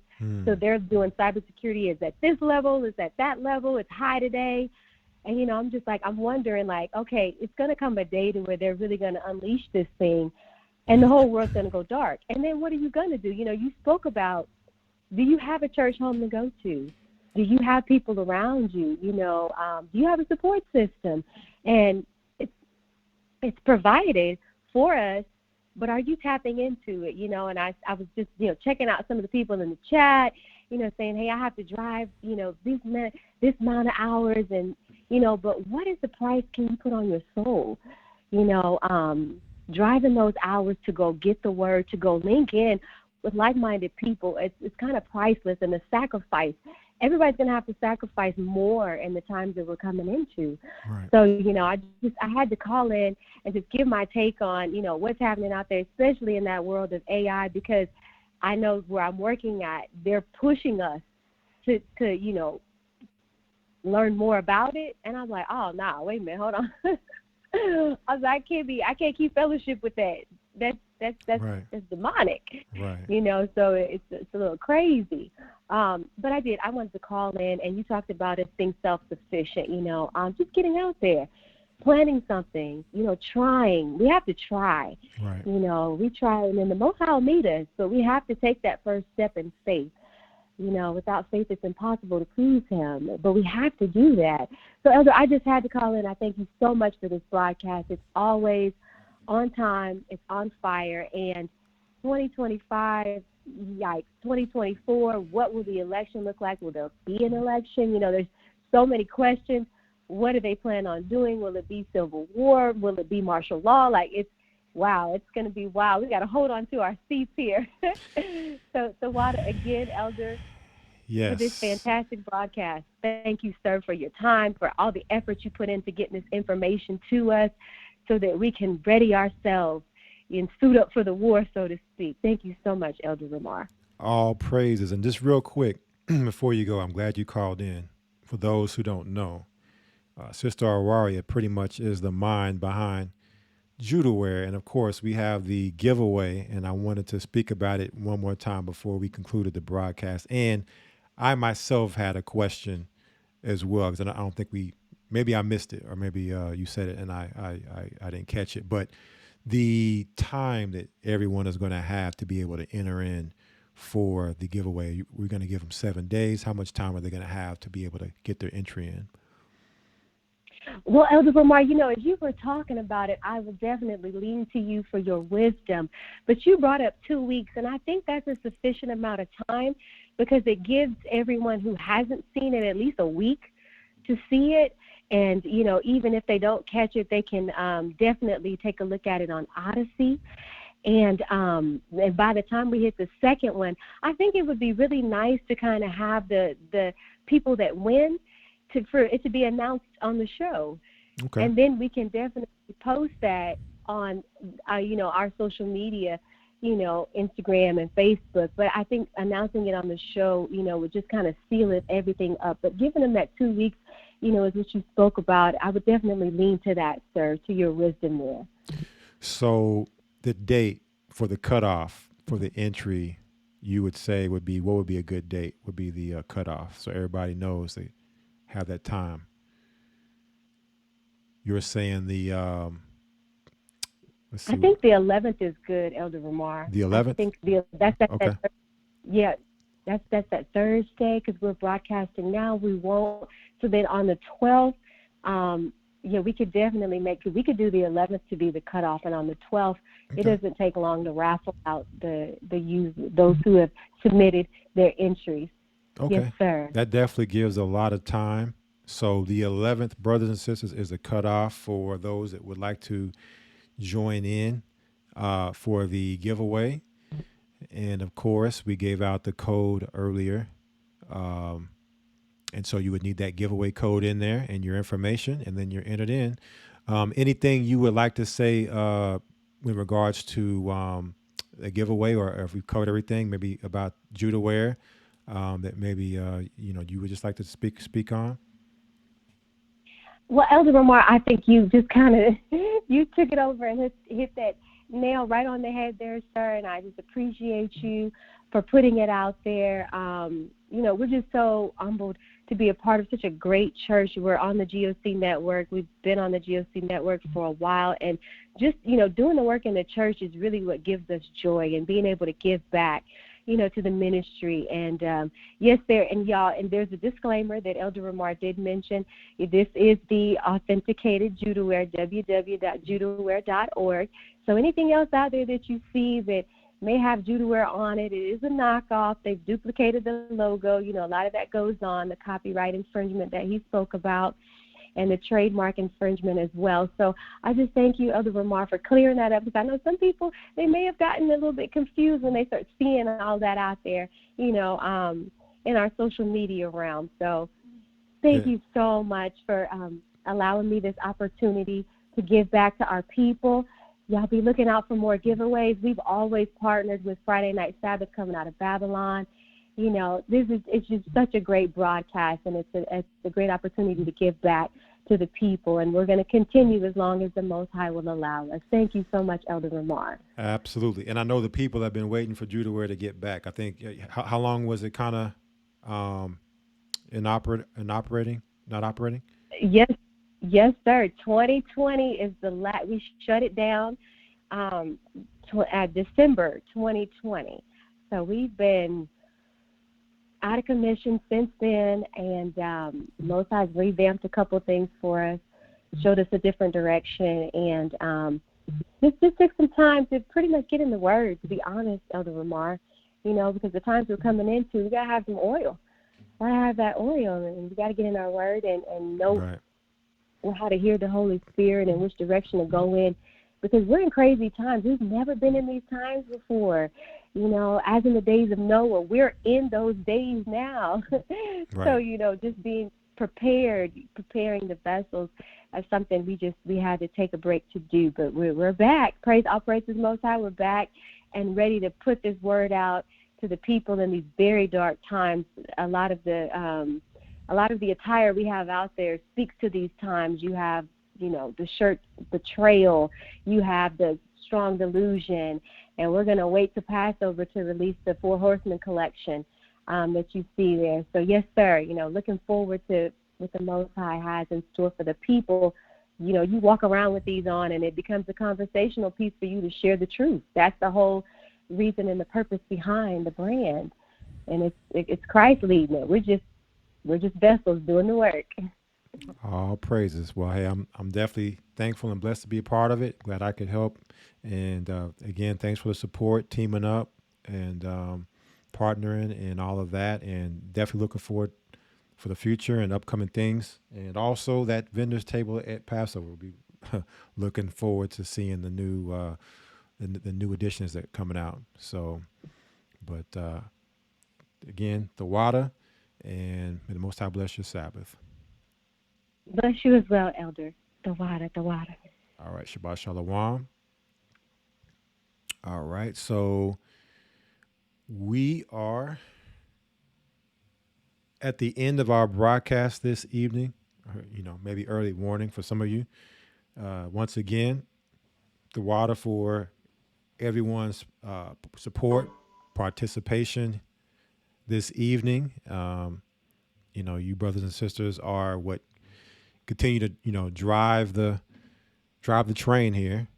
Without your getting on board and being the passengers on this train, there will be no reason to drive the train. So definitely appreciate everybody being here, and keeps me going, keeps me on point, making sure that I got to do what I need to do to bring the information that through the Holy Spirit, the Most High is delivering.